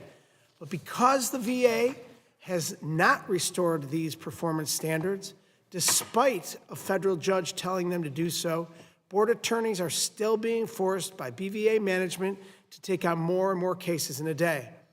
That may make numbers on a spreadsheet look nice, but it also increases the likelihood of mistakes. And those mistakes impact real veterans waiting on benefits, health care, and decisions that impact their lives. My amendment is simple.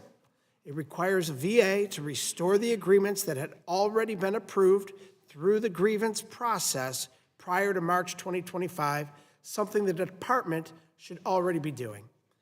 This is about ensuring VA employees have the time, tools, and workplace protections necessary to properly serve veterans. I urge my colleagues on both sides of the aisle to support this amendment. Thank you, Mr. Chairman. I yield back. Thank you. The gentleman yields back. I recognize myself in opposition to the amendment. This amendment would reinstate any formal or informal negotiated agreement between VA and any labor organization that was previously in effect on March 25th, 2025. I am sure it is no surprise to anyone on this committee that I'm a strong supporter of unions. I myself was a union firefighter. However, I trust the Secretary to make the right decision for the agency he leads to ensure it and its employees benefits that benefit the Americans it serves. VA is already implementing the reinstatement of collective bargaining agreements following the court orders. I also understand the VA is working to appeal the decision by the district court. That's the legal process at work, and we should not let that play out without Congress's interference. I also believe it has been too difficult to discipline bad employees at the VA, many of whom had sweetheart deals under the Biden administration. Some of those agreements were not serving veterans or taxpayers. This amendment is not necessary and is a poison pill that would risk the passage of this important bill. I urge my colleagues to vote no with me on this amendment. Does any other member wish to be recognized on the amendment? Ranking member? Yes, Mr. Chairman. I wish to offer my strong support for the amendment offered by Rep. Kennedy, and I urge my colleagues to do the same. Mr. Chairman, we all know that there is a world of difference between the letter and the spirit of law, and on a nearly daily basis, we deal with agencies or offices that take liberty with their interpretation of congressional intent to do what they wish. Similarly, but sadly, it seems like agencies also do the same thing with the court orders. In this case, the Board of Veterans' Appeals is purposely parsing words of a court order to avoid fully restoring the rights of employees in contradiction of a clear judicial mandate. When Secretary Collins took the reins at VA, he unilaterally and illegally canceled collective bargaining agreements with unions representing VA employees. Unsurprisingly, employees sued, and also unsurprisingly, they won, and rightfully so. Unfortunately, because of this administration's disdain for civil servants and the courts, VA dragged its feet in complying with the court order, and they only did so under threat of contempt. As if that weren't bad enough, BVA continues to circumvent the court order by refusing to implement agreements with the union that are appended to the CBA, things like MOUs that outline production quotas and other working conditions. It is a direct affront to the courts, a direct insult to the workforce, and a disservice to the veterans served by the board. Those veterans need and deserve attorneys at the board who have the space to be thorough, thoughtful, and accurate in their work. And no one is helped by BVA attorneys forced to rush through cases to meet arbitrary production goals. Mr. Kennedy's amendment is simple and straightforward, and it would require BVA to implement not just the CBA as ordered by the court, but also any other workplace agreements negotiated with their union, complying not just with the letter of the court order, but the spirit as well. Again, I strongly support this amendment, and I yield back.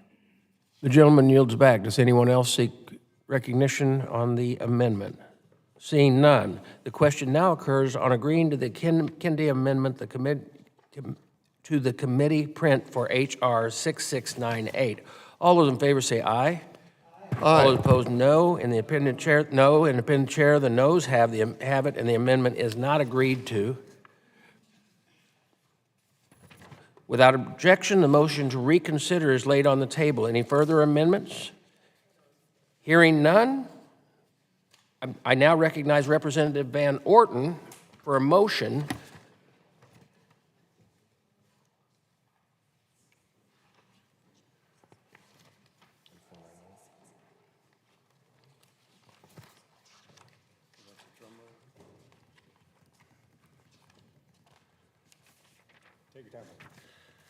Mr. Chairman, I move that the committee favorably report H.R. 6698 as amended to the full House. The question is on favorably reporting the bill H.R. 6698 as amended by the subcommittee to the full House. All those in favor say aye. Aye.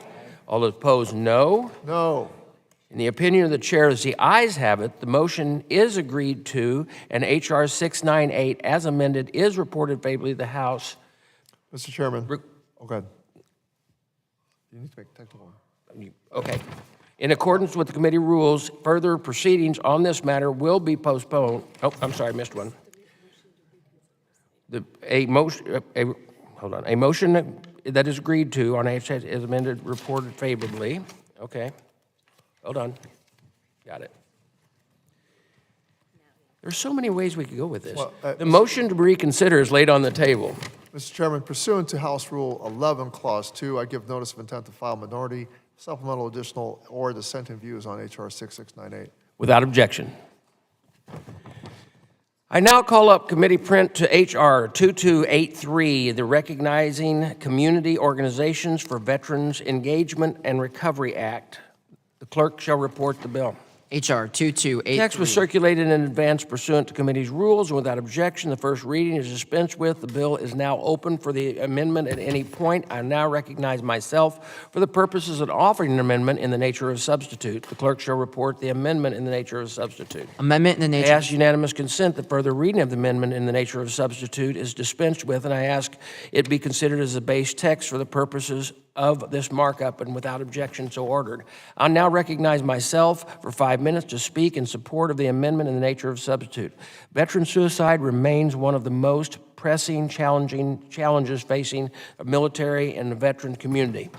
As a veteran myself, I may speak on behalf of other, if I can speak on behalf of other veterans from this dais as well.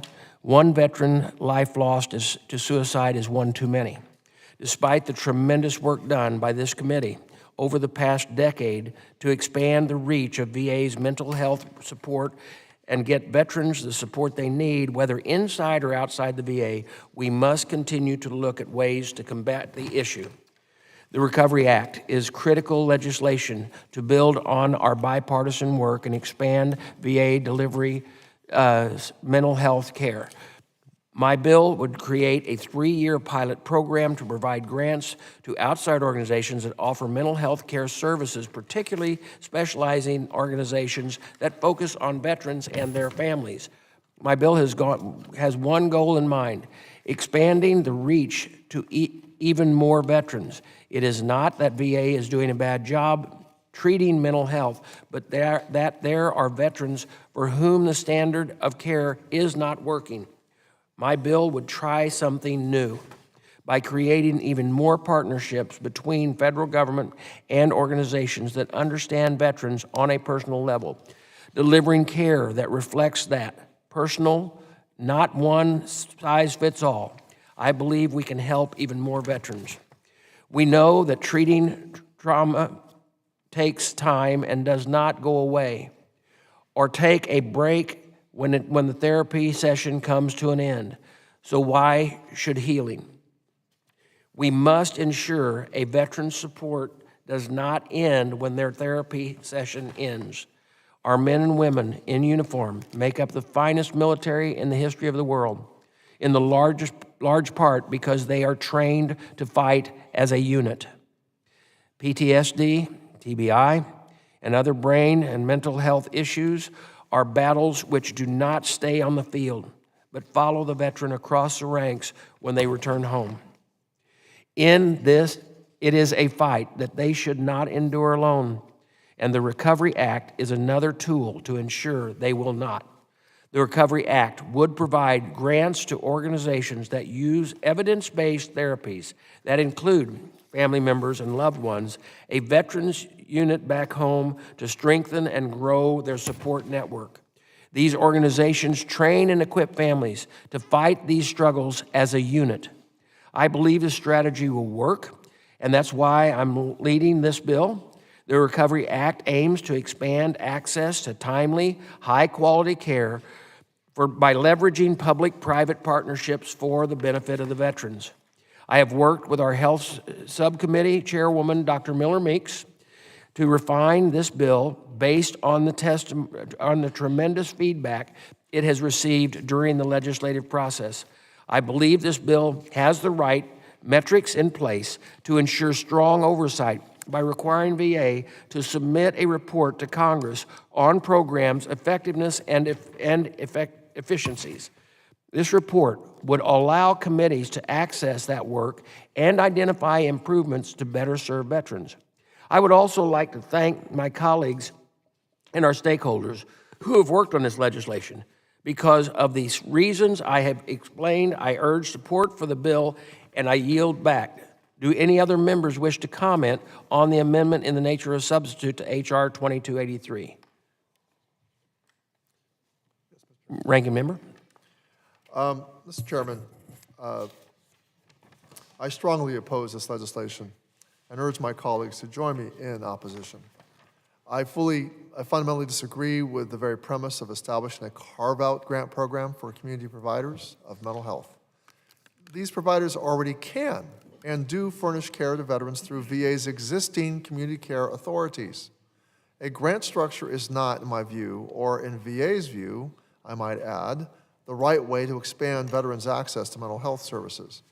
At the legislative hearing on H.R. 2283 earlier this year, VA itself cited significant concerns with this bill.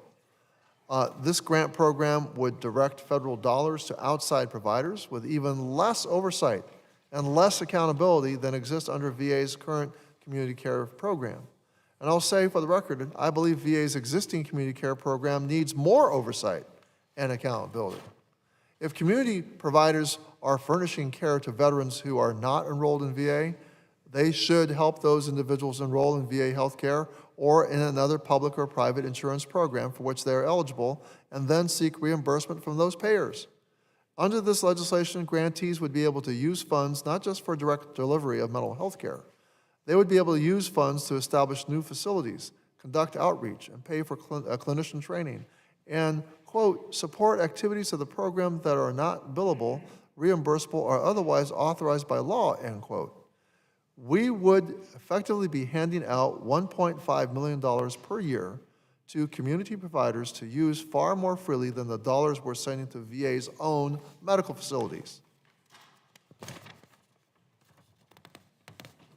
Now, I appreciate that the majority has added provisions in the ANS requiring grantees to be accredited and submit, quote-unquote, plans for at least one of their providers have completed, quote-unquote, continuing education in the diagnosis and treatment of mental health conditions specific to veterans, end quote. However, a plan for one trained provider in an entire clinic for a $1.5 million a year grant is hardly a high enough bar. At the legislative hearing on this bill in January, concerns were raised by Representative Brownlee, by VA's witnesses, and by the minority's witness about the risk that this grant program could lead providers to, quote-unquote, double dip or even triple dip. In addition to receiving a grant, there was nothing barring them from also billing VA, Medicare, or other health plans for the very same care for the very same veteran. And while the ANS does prohibit grantees from using funds to duplicate payments by VA, any other federal payer or any other health plan, this provision is completely unenforceable. This is a grant program. Without any claims submitted as VA are receiving care, there is no way for VA or this committee to confirm providers aren't double dipping or triple dipping. The lack of claims also gives us less oversight into the quality and safety of care delivered by grantees. We'll have no claims, no return medical records, no insight at all into whether veterans are actually receiving evidence-based treatments. For these reasons, I simply cannot support this legislation, and I yield back. Gentleman yields back. Does any other member wish to speak on the bill? Are there any amendments to the amendment of the nature of substitute for H.R. 2283? Hearing none. The question now occurs on the green to the Boston Amendment in the nature of a substitute on H.R. 2283. All those in favor say aye. Aye. All those opposed, no. No. In the opinion of the chair, the ayes have it, and the nature of substitute is agreed to. I ask for A recorded vote has been requested. In accordance with the rules, further proceedings on this matter will be postponed.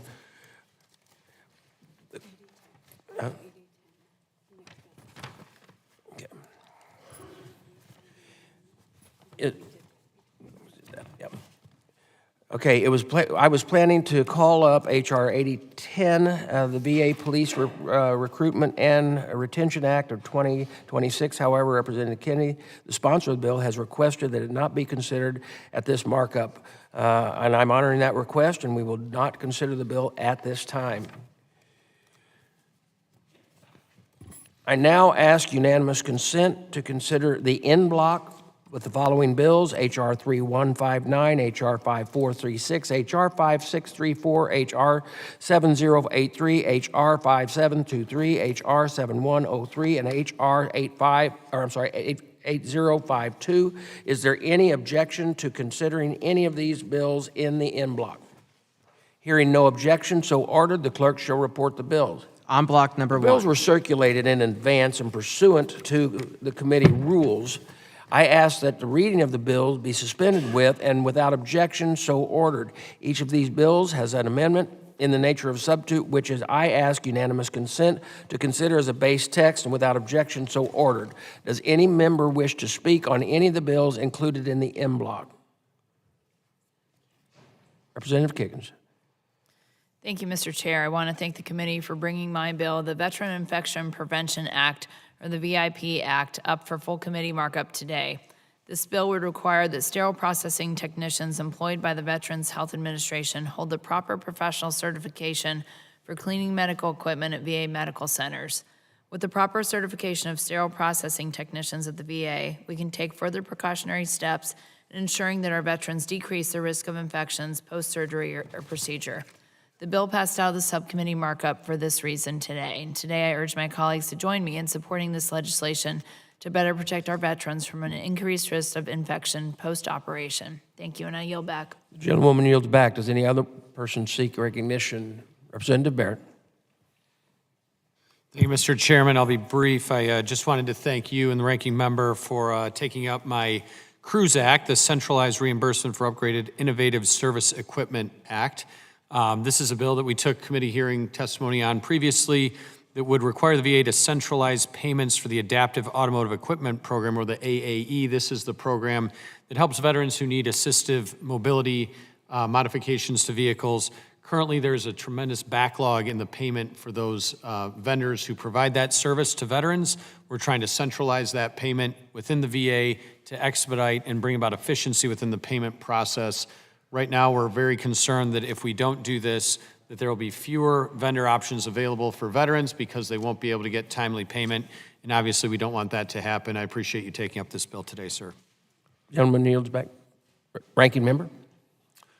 Thank you, Mr. Chairman. I want to thank Representative Mannion for offering long-due legislation to end the practice of colleges and universities withholding student veteran transcripts. While limited, some schools choose to hold back a student veteran's earned transcript as a way to force the veteran to finalize outstanding issues with the school. The end transcript withholding for Veterans Act will solve this problem for veterans. Also in this en bloc package is the improving SCRA benefit utilization from Representative McLean Delaney. The Service Member Service Relief Act, also known as SCRA, is a fantastic tool for those in the military. It provides protections like interest rate caps on auto loans, mortgage protection, and the ability to exit contracts on things like cell phones or cable service when a service member is forced to move due to their military service. However, not all service members know their rights under SCRA. This legislation aims to improve that by educating those of their rights under SCRA. Finally, I want to make a note about H.R. 7083, the Cruise Act. As the amendment in the nature of the substitute to H.R. 7083 is currently written, the legislation is not fully offset. This is the second time we've been asked to agree to do this. I have never been opposed to this, but this latitude has not been applied equally, and I hope moving forward it will be. I will also note that we have some policy concerns with the bill, and the majority has agreed to work with us on those edits before it proceeds to the floor. I will be supporting the en bloc package with the understanding there will be negotiations on future improvements, and urge my colleagues to do the same, and I yield back. Gentleman yields back. Did anyone else wish to comment? Seeing none, the question now occurs on agreeing to each of the amendments in the nature of a substitute included in the en bloc. All those in favor say aye. Aye. Those opposed, no. In the opinion of the chair, the ayes have it, and the amendments in the nature of a substitute are agreed to, and without objection, the motion to reconsider is laid upon the table. I now recognize Ranking Member Takano for a motion. Mr. Chairman, I move that the bills considered en bloc with amendments H.R. 3159 as amended, H.R. 5436 as amended, H.R. 5634 as amended, H.R. 7083 as amended, H.R. 5723 as amended, H.R. 7103 as amended, and H.R. 8052 as amended be reported favorably to the House of Representatives. There is a motion in favor of reporting the bills as amended, included with the en bloc to the House of Representatives. All those in favor say aye. Aye. All those opposed, no. In the opinion of the chair, the ayes have it, and the bill as amended are favorably reported to the House floor. I now ask unanimous consent to consider en bloc the following bills that do not have amendments: H.R. 6652, H.R. 5999, H.R. 7260. Hearing no objection, so ordered, the clerk shall report the bill. En bloc number 2. The bills were circulated in advance pursuant to committee rules, and I ask that reading of the be dispensed with, and the bills be open to amendment at any point without objection, so ordered. Does any member wish to speak on any of the bills included in this en bloc? Dr. Morris. Thank you, Mr. Chair. I'm proud to partner with Congressman Conaway on H.R. 5999, the Veteran Opioid Emergency Treatment Act. This initiative is an important step forward, reducing barriers to accessing naloxone, a life-saving medication that can rapidly reverse an opioid overdose.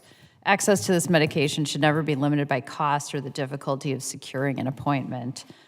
Having been one of the millions of physicians who trained in the VA system, I've seen firsthand the unique challenges veterans face when it comes to mental health, substance use, and overdose risk. As our country continues to confront the opioid crisis, I remain deeply concerned for our veterans. In 2024 alone, over 1.7 million veterans received mental health services through VA. Research consistently shows veterans are at higher risk of overdose death, and that risk is often compounded by chronic pain, service-related injuries, and trauma. U.S. military veterans have been severely impacted by the opioid crisis, with drug overdose mortality rates rising by 53% from 2010 to 2019. To combat this, we should implement policies that center access and reduce stigma while recognizing the complex biological, psychological, and social factors impacting veterans' overdose risk. My experience as a physician is a big part of what led me to serve in Congress, where I continue to see how difficult it is to navigate the healthcare system, especially for those with complex or stigmatized needs. Supporting veterans experiencing this elevated risk requires deliberate, sustained effort to break down barriers to care. I'm proud to help advance policies that reflect the continued urgency to prevent overdose deaths among those that have sacrificed so much for all of us. I'm encouraged to see the Veteran Opioid Emergency Treatment Act move forward in the process and grateful for its inclusion in today's markup. I look forward to continuing to work with Dr. Conaway and my colleagues to carry this legislation forward and hope each member of this committee will join us in meeting veterans where they are and helping save lives. I yield back, Mr. Chair. The gentlelady yields back. Does any other member wish to speak on the en bloc bills? Mr. Chairman. Ranking member. Thank you, Mr. Chairman. I'd like to speak in support of this en bloc, and I'm glad that this en bloc includes Dr. Conaway's bill, H.R. 5999, the Veteran Opioid Emergency Treatment Act. Dr. Conaway has been a crucial leader on this potentially life-saving effort, and I want to thank him for this work. Thank you, Dr. Conaway. This bill also will allow veterans access to naloxone. How do you say that? Naloxone at VA without a prescription and without copays. Especially for veterans, substance use disorder is a very real threat with devastating consequences. Just one person having quicker access to naloxone is a potential life saved. And I agree with Dr. Conaway that we should make it as easy as possible for veterans to access it. I'd also like to express my support for Representative King-Hines' bill, H.R. 6652, the U.S. Vets of the FAS Act. This legislation will improve access to care for veterans living in the freely associated states. In exchange for exclusive military basing rights, the U.S. provides the military defense of these countries as part of a decades-long compact agreement. We also send military recruiters to the FAS, and citizens of the FAS serve in our armed forces at some of the highest rates per capita. These veterans have unique health care needs and experience significant cost and access barriers to receive VA health care. I've long supported efforts to meet these needs. I appreciate Representative King-Hines' leadership in meeting those needs through this legislation, and I'm proud to support it. Gentleman yields back. Does any other member wish to speak on the en bloc? Dr. Conaway. Well, since everyone has been so kind, I would be remiss not to thank Mr. Van Orden for his help in this as well. This is a bipartisan bill. I appreciate his efforts as well as my physician colleagues and leadership and ranking member and others. I look forward to its passage on the floor, and thank you, Mr. Chairman, for putting this forward and the ranking member through the en bloc. Does any other member wish to speak? Seeing none. Does any member offer any amendments to these bills? Hearing none. I now recognize Ranking Member Takano for a motion. Mr. Chairman, I move that the following bills en bloc, H.R. 6652 as amended, H.R. 5999 as amended, and H.R. 760. Good. Okay, all right, we're all agreed. Yeah, okay, good. And H.R. 7260 be reported favorably to the House. There's a motion to favorably report the bills included in the en bloc to the House of Representatives. All those in favor say aye. Aye. All those opposed, no. In the opinion of the chair, the ayes have it, and the bill is favorably reported to the House. I now... Mr. Chairman, just a second. I pursuant to House Rule 11, Clause 2, I give notice to file intent to file minority supplemental, additional, or dissenting views on this H.R. 6652, H.R. 5999, H.R. 7260, and all in the previous en bloc as well. Without objection. I now ask unanimous consent to consider the VA's fiscal year 2026 lease resolution en bloc. That resolution be considered as read and open for amendment at any point. Without objection, that is so ordered. Each lease for the new VA facilities to serve veterans was requested and has a cost estimate included in the VA's budget from last year. Additionally, these leases are provided for in the fiscal year 2026 appropriation bill, which has been enacted. I urge my colleagues to approve these resolutions en bloc and advance them to the House of Representatives. Do any other members wish to comment on these resolutions as an en bloc? Ranking member. Mr. Chairman, I'm glad to support these leases to support continued access to care for veterans in the great state of Texas.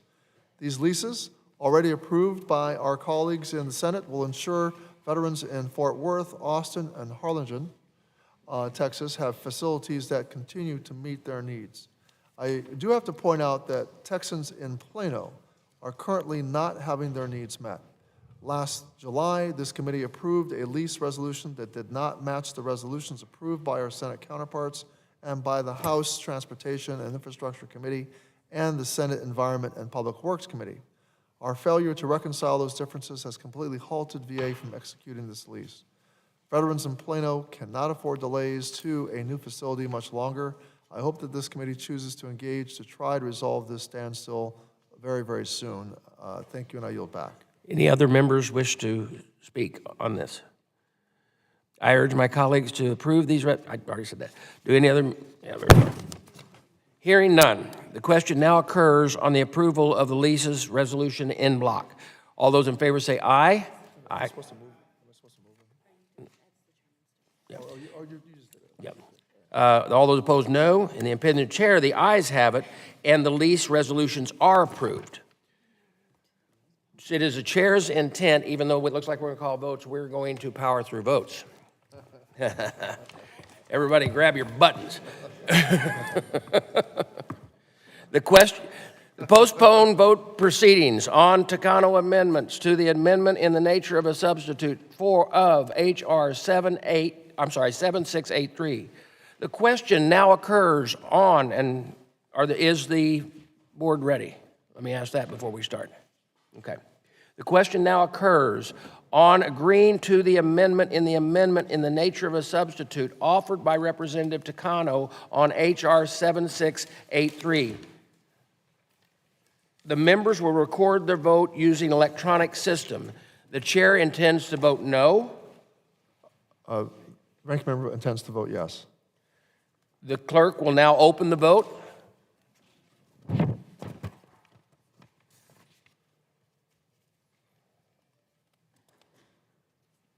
Have all members voted? Does any member wish to change their vote? Hearing none, the clerk will close the vote and announce the total. Mr. Chairman, there are 10 ayes and 12 noes. There are 10 ayes and 12 noes. The amendment is not agreed to, and without objection, the motion to reconsider is laid on the table. Proceed. The question now occurs on agreeing to the amendment in the nature of a substitute offered by Representative Ramirez on H.R. 7683. Members will record their vote by using electronic voting system. The chairman intends to vote no. Ranking member intends to vote yes. The voting is now open.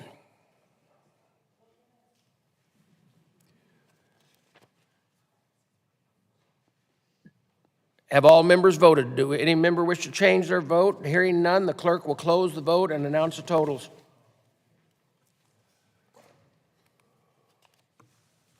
Mr. Chairman, there are 10 ayes and 12 noes. There are 10 ayes, 12 noes. The amendment is not agreed to, and without objection, the motion to reconsider is laid on the table. The question now occurs on agreeing to the amendment in the nature of a substitute to H.R. 7683. All those in favor say aye. Aye. All those opposed, no. I request recorded vote, sir. The recorded vote has been requested. Members will record their vote using electronic voting system. The chair intends to vote aye. Ranking member intends to vote no. The clerk will open the vote.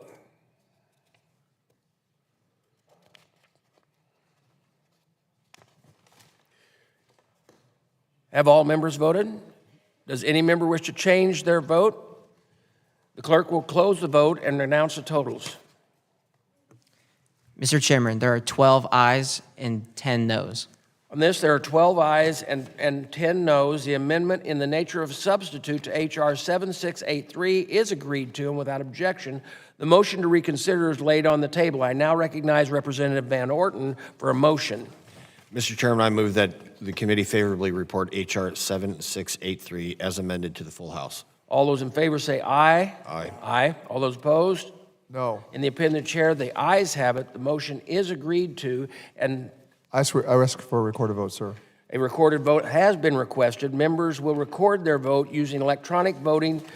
The chair intends to vote aye. Ranking member intends to vote no. The clerk now will open the vote.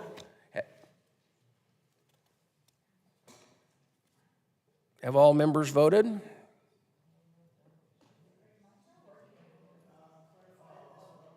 Here we go. This favorably reporting to the floor, HR 7683, as amended. Okay. Mr. Kennedy, are you voting? Okay, somebody's not voting, but okay. Nope, they are, okay. Okay, the clerk will close the vote and announce the total.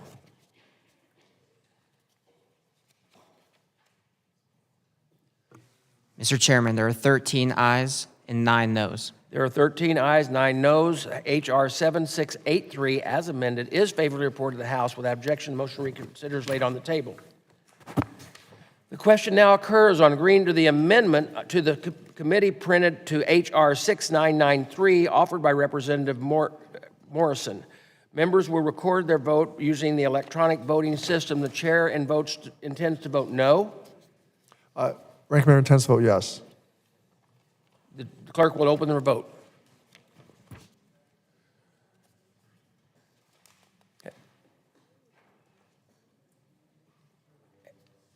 Have all members voted? Does any member wish to change their vote? The clerk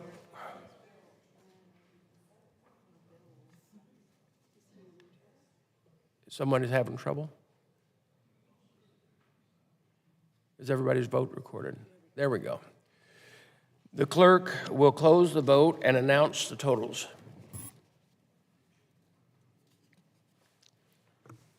Mr. Chairman, there are 10 ayes and 12 noes. There are 10 ayes and 12 noes. The amendment is not agreed to. Without objection, the motion to reconsider is laid on the table. The question now occurs on agreeing to the amendment printed in H.R. 6993 offered by Representative Takano. Members will record their vote by using electronic voting system. The chair intends to vote no. Ranking member intends to vote yes. The clerk will now open the vote.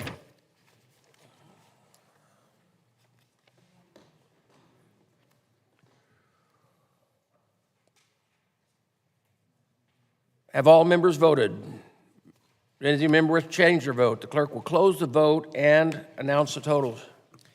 Mr. Chairman, there are 10 ayes and 12 noes. There are 10 ayes, 12 noes. The amendment is not agreed to, and without objection, the motion to reconsider is laid on the table. The question now occurs on agreeing to the amendment to the committee print to H.R. 6993 offered by Representative Brownlee. Members will record their vote using electronic system. The chair intends to vote no. Ranking member intends to vote yes. The clerk will open the record. Have all members voted? Just seeing how fast you are. Have all members voted? Any members wish to change their vote? The clerk will close the vote and announce the total.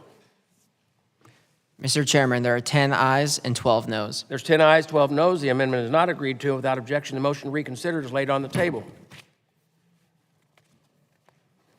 The question now occurs on agreeing to the amendment to the committee print on H.R. 6993 offered by Representative Dexter.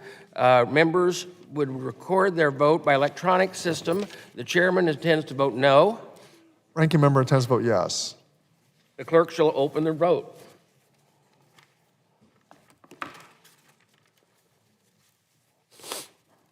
Have all members voted? Does any member wish to change their vote?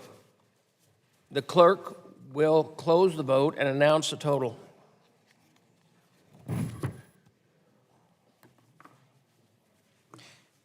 Mr. Chairman, there are 9 ayes and 13 noes. There are 9 ayes, 13 no. The amendment is not agreed to, and without objection, the motion reconsidered laid on the table.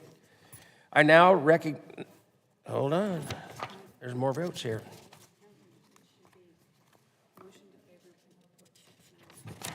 I'm looking for that. What is this? Oh, the Beacon Act. Right here. Okay, I jumped. I now recognize Representative Van Orten for a motion. Mr. Chairman, I move that a committee favorably report H.R. 6993 as amended to the full House. All those in favor say aye. Aye. All those opposed? No. No. In the opinion of the chair, the ayes have it. The motion. Request a recorded vote, Mr. A recorded vote has been requested. Members will record their vote using the electronic system. The chairman intends to vote aye. Ranking member intends to vote no. The clerk will open the vote.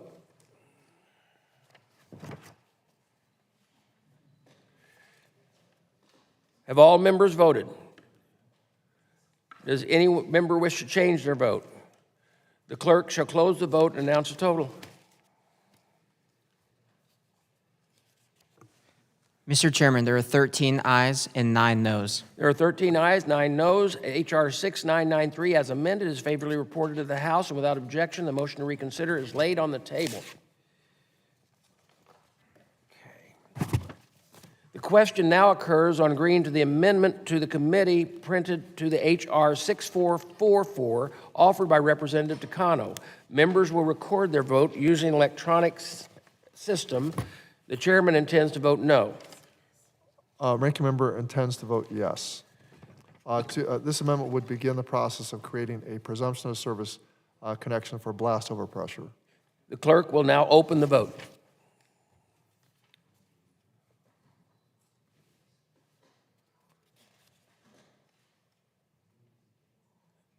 Have all members voted? Does any member wish to change their vote? The clerk will now close the vote and announce the totals. Mr. Chairman, there are 10 ayes and 12 noes. There are 10 ayes, 12 noes. The amendment is not agreed to. Without objection, the motion to reconsider is laid on the table. I now recognize Representative Van Orten for a motion. Mr. Chairman, I move that the committee favorably report H.R. 6444 as amended to the full House. All those in favor say aye. Aye. All those opposed, no.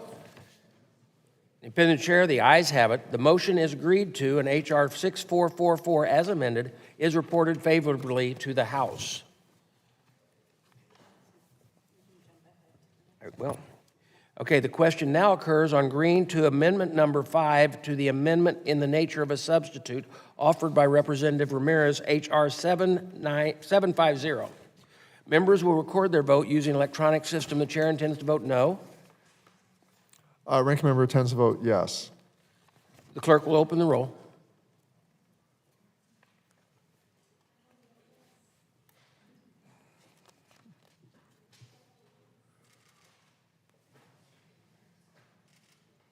Have all members voted? Do any member wish to change their vote? The clerk will close the vote and announce the totals.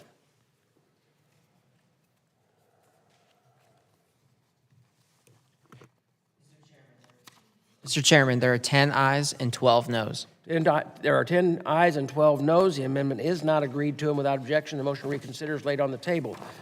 The question now occurs on agreeing with amendment number 4 to the amendment in the nature of a substitute offered by Representative Ramirez and to H.R.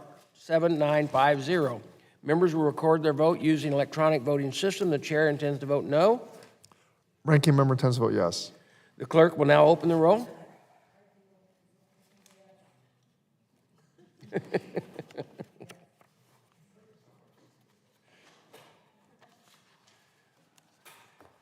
Have all members voted? Does any member wish to change their vote? Hearing none, the clerk shall close the vote and announce the total. Mr. Chairman, there are 10 ayes and 12 noes. There are 10 ayes and 12 noes. The amendment is not agreed to, and without objection, the motion to reconsider is laid on the table. The question now occurs on agreeing to the amendment in the nature of substitute to H.R. 7950. All those in favor say aye. Aye. All those opposed, no. No. In the opinion of the chair, the ayes have it, and the amendment in the nature of substitute is agreed to. Request a recorded vote. A recorded vote has been requested. Members will record their vote using electronic voting system. The chair intends to vote aye. Ranking member intends to vote no. The clerk will open the vote.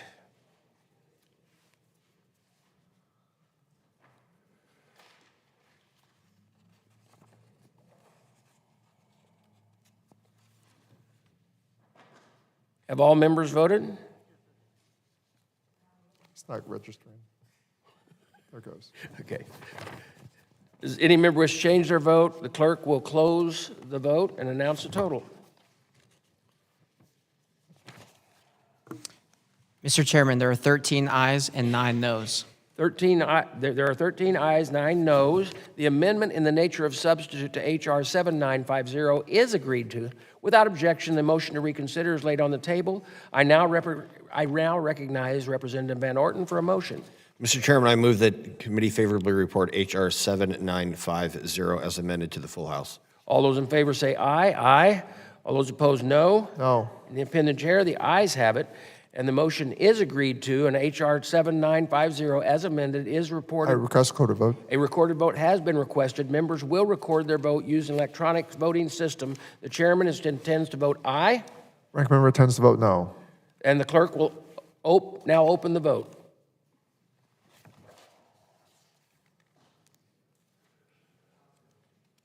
Have all members voted? Does any member wish to change their vote? The clerk will close the vote and announce the total. Mr. Chairman, there are 13 ayes and 9 noes. There are 13 ayes and 9 noes. The H.R. 7950 as amended is favorably reported to the House and without objection. The motion to reconsider is laid on the table. The committee postponed the question of agreeing to the amendment in the nature of substitute to H.R. 2283. Members will record their vote using electronic voting system. The chair intends to vote aye. Ranking member intends to vote no. The clerk will now open the vote.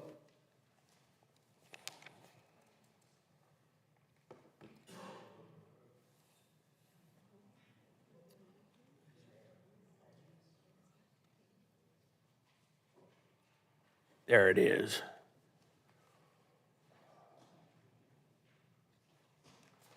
Have all members voted?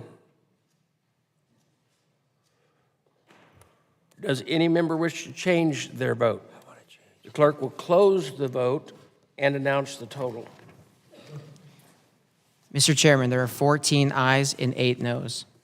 There are 14 ayes and 8 noes. The amendment in the nature of a substitute to H.R. 2283 is agreed to and without objection. The motion to reconsider is laid on the table. I now recognize Representative Van Orton for a motion. Mr. Chairman, I move that the committee favorably report H.R. 2283 as amended to the full House. All those in favor say aye. Aye. All those opposed, no. No. In the opinion of the chair, ayes have it. The motion is agreed to, and H.R. 2283. I request a recorded vote. A recorded vote has been requested. Members will record their vote using electronic system. The chair intends to vote aye. Ranking member intends to vote no. The clerk will open the vote.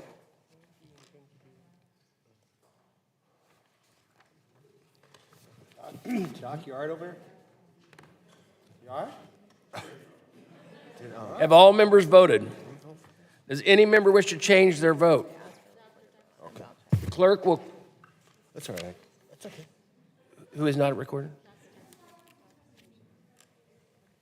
Okay. The clerk will close the vote and retort.